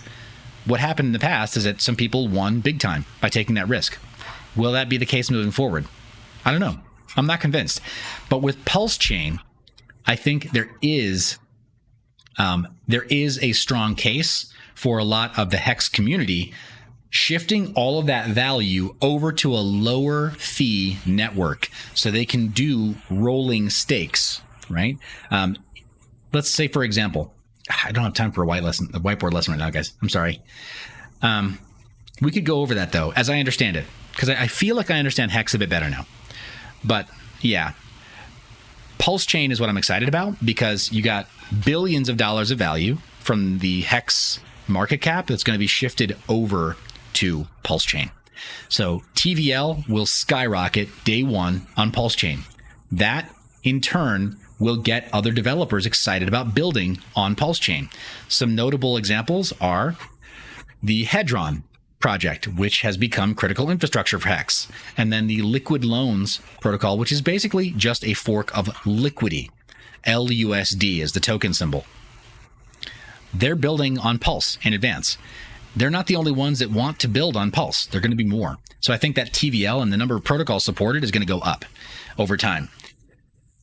So that's my take on Pulse, guys. I think it's going to just absolutely melt faces, just destroy a lot of competition when it launches because they saw something that nobody else did by viewing that opportunity while Ethereum and the Ethereum core devs left a power vacuum.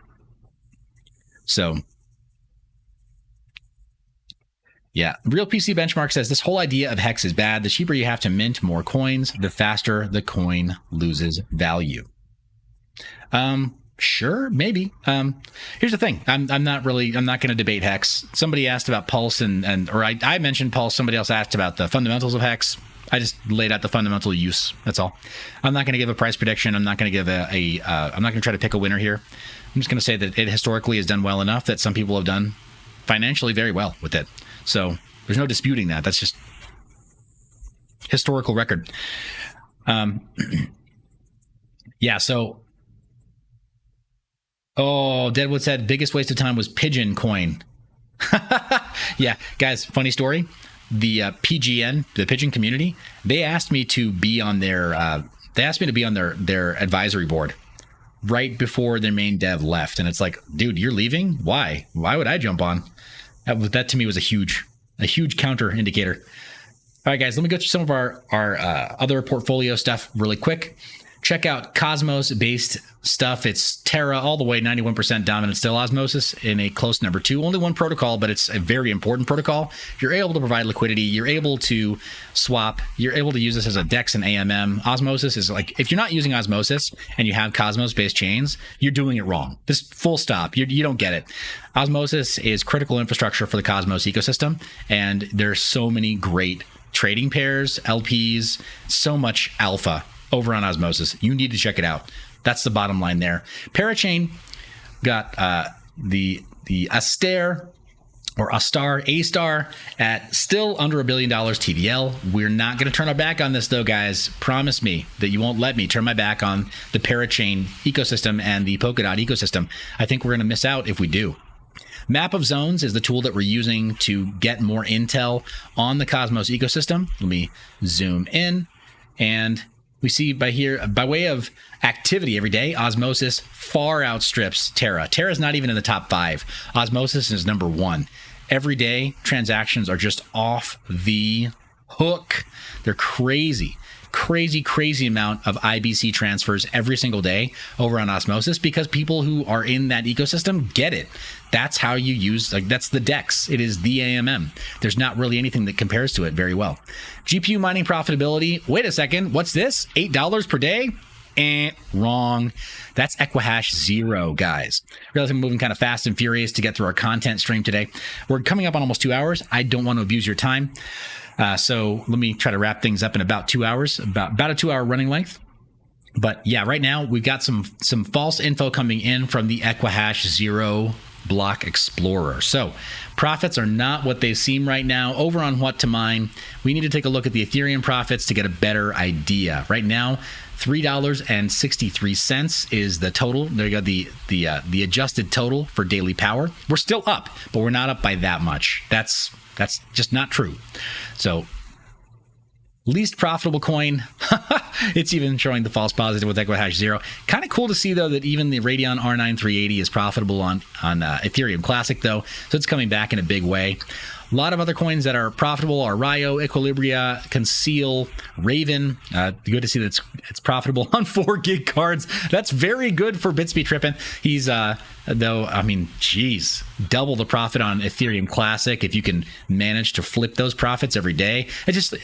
You see the obvious, like, the need to be cutthroat in markets like this when Ethereum Classic, if it has this kind of profitability over Ravencoin for an extended period of time, like a week or 2 weeks, it's just going to be an obvious choice that you have to mine Ethereum Classic and then trade it for Ravencoin if you're mining at the small scale. Double the profit, it's a no-brainer, right? Like 100% more profit.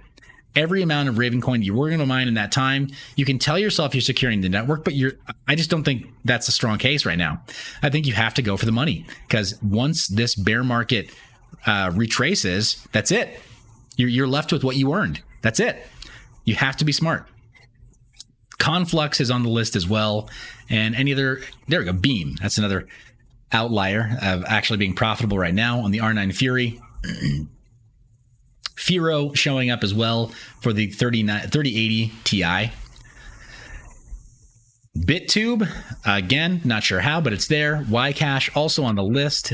Equihash 0 keeps showing up, but it's a fake metric. Don't fall for it, guys. Just don't get duped there. Jump back into our comments, guys. See what you got for me here.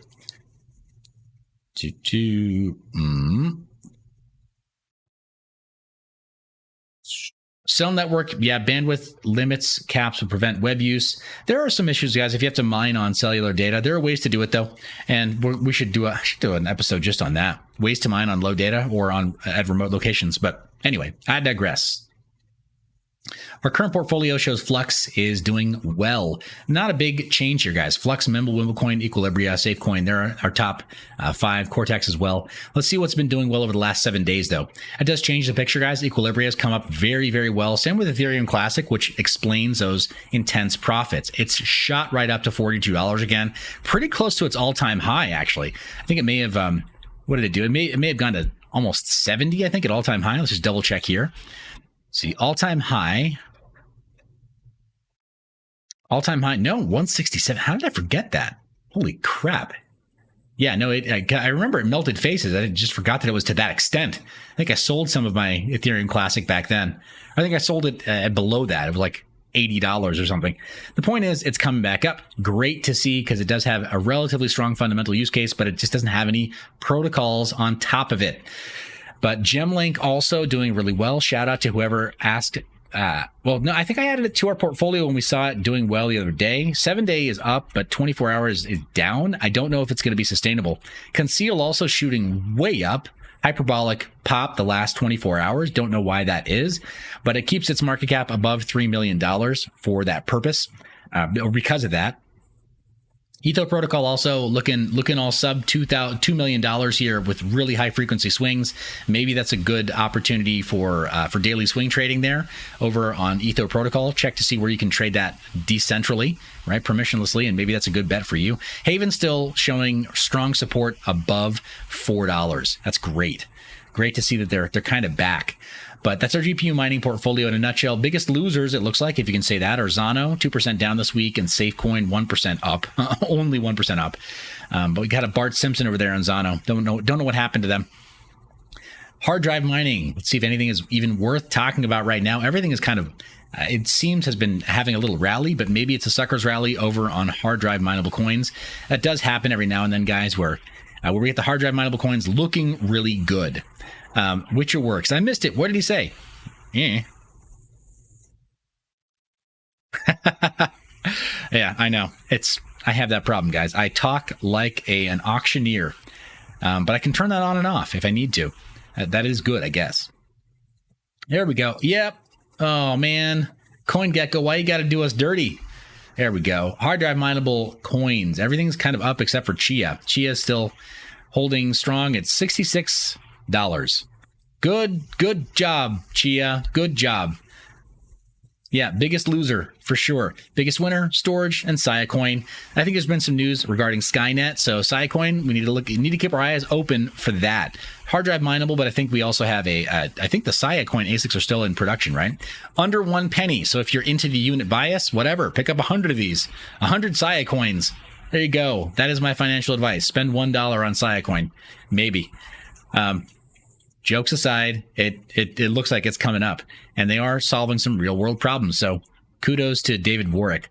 CPU mining, guys, last 7 days, Epic Cash has been on a tear. That's why it's in the #1 spot now. It displaced Raptorium in the lead for this portfolio. It's also the biggest gainer. Second biggest gainer is Wownero, still slaying at 16.5 cents. Love to see it. And then Raptorium also done really well over the last 7 days. Shout out to Big Piggy and Charlie. They've got their Wrapped coin over on BSC. You love to see it. I wish they would have gone to maybe a different chain, but it's cool they're doing wrapped tokens. ASIC mining, Zcash inexplicably doing really well. Let's take a look at our biggest winner here, biggest gainer. Pirate Chain, what? Over $2. Bitcoin Cash coming up. Dash, 30% up, and then Zcash after that. I don't know that I have strong belief in any of these coins from a fundamental perspective. They are relatively okay. Zcash, I don't see anything unique in it. Ethereum literally does everything that Zcash can do right now and issues tokens. In fact, Ethereum enables everything that Zcash offers right now for stable coins. There's no reason to own Zcash. Let me be a little bit extra clear. For the kids in the back, there's no reason to own Zcash. There, I said it. So I don't get what all the fuss is about there. Devault is down pretty bad. Sorry, guys. We may be taking them off the portfolio soon. FPGA mining, what you got for us? Cadena doing really well, but down over the 7-day. What's winning? 0x Bitcoin? Huh? The comeback kid. It's good to see you here, 0x Bitcoin. We missed you. Now get us those daily swings back so we can start doing ARB bots. Start doing auto swing trade bots. Thanks. Bye. Proof of stake smart contracts. What do we got here? We looked at this before, but 7-day tells us that no, we did it in reverse order. Sometimes this thing is not very smart, and it doesn't let me flip it around the other way. Terra is actually our biggest loser over 7 days. That's kind of interesting to see. Biggest winner is Moon River and Kusama. What? Yeah, guys, Polkadot ecosystem, FTW, just melting faces right now. Neo also inexplicably coming up. Same with Cardano. I don't see why, but hey, who am I to question it? I just trying to report this stuff. Junk Drawer is showing, some interesting movements here as well. Everrise is doing pretty well in our portfolio. Hedron is down 20% over 1 week. I got a position after it hit its all-time low for the week, or hit its local bottom. So, guys, I mentioned that I'm interested in the Hex ecosystem because I'm looking forward to Pulse Chain. I think Hedron will be one of those projects that actually does fork pretty well onto Pulse Chain. Is it of critical importance? No, but I did buy somewhere around this falling knife. I feel pretty good about that. I don't feel bad about it at all. Biggest winner though is Serum, Bone, and then Quick and DQuick, all doing really well. Love to see that. I'm a huge fan of the Polygon ecosystem, and an essential part of it is QuickSwap. Everdome also melting faces, staying at 5 cents. Actually, it's more just holding its value. It came back up, so sort of a local high, but 26% back up from 4 cents earlier on. Guys, it's kind of our moonshot drawer here, right? IBC gang, what do we got? Show us what we're working with. Terra is down, but we don't care because Thorchain is up. Akash Network is up. And if you're not familiar with Akash Network, guys, think of it as the proof-of-stake Cosmos-based alternative to Flux Network. Oh yeah, did I say it? Did I go there? Yes, I did. I want to see a shootout between Akash Network and Flux Network. Did I say that too? Yes. Yes, I did. Greg Osuri, Daniel Keller, I'm literally calling both of you out. Bury the hatchet and just talk openly about the virtues of your project. My community wants to know. Why would they want to be involved with Flux? Why would they want to be involved with Akash? We're grown-ass adults here. We can make this happen. But I want to hear from the two of you. Your cool projects. You solve a cool problem and you use a different implementation. And I think it's valuable for the community to hear from both of you. All right. I said it, guys. Persistence also up. Love that. I've got some XPRTs staked, and disclosure, I do work through an agency. I do some marketing work for Persistence. So I try not to shill, but I do work for them, and they are on my client list. Certic also up, Regen up. Biggest loser, Sentinel. Ouch. Yeah. Lose for privacy there, guys. Come on. DVPN, distributed VPNs, and it's down. Condex down. Osmosis down. Bummer to see it. But guys, that is our portfolio rundown. Let me jump back into our chat and see what chats we are working with right now. Whoa! Where's the fire? Thanks for being here, guys, viewing live. Definitely appreciate that. And let's see. The Deadwood, talking about some old DVD tools, old ripping, yep, Gordian knot, all the other stuff. It's crazy. Well, let's see. Dear Toby says Zcash may be becoming an update in the near future. Someone posted on Twitter about it. Yeah, Zcash is one of those. It's a hopium project, in my opinion, guys. I'm not going to back down from that opinion. ZK snarks were innovative for their time. They're actually still not as fast as they should be. But if you like ZK snarks, you can use them on Ethereum. You can use them. If you know how to program Solidity, you can get all of the privacy benefits of Zcash's main feature, ZK snarks, by programming that into a Solidity smart contract. You can issue an ERC20 token right now that every single time there's a transaction that it's made refungible and private, again, if you wanted to, in the ERC20 smart contract. You could make something that's a staking contract that every time you want to stake, it's private by default. Any number of things you can do with the Ethereum virtual machine that Zcash makes seem are like really exotic or special. They're not. It's cryptography. It's cryptography applied to a single transaction or more. Anyway, guys, I'm going to call it a day. A little over 2 hours. Appreciate you being here all the way to the end of the video, for smashing that like, for sharing the video. You're the reason I make this media. I love your face. Remember to stay private and mind your biz. Oh, before I let you go, I'm doing a giveaway. Giving away a MikroTik VPN router.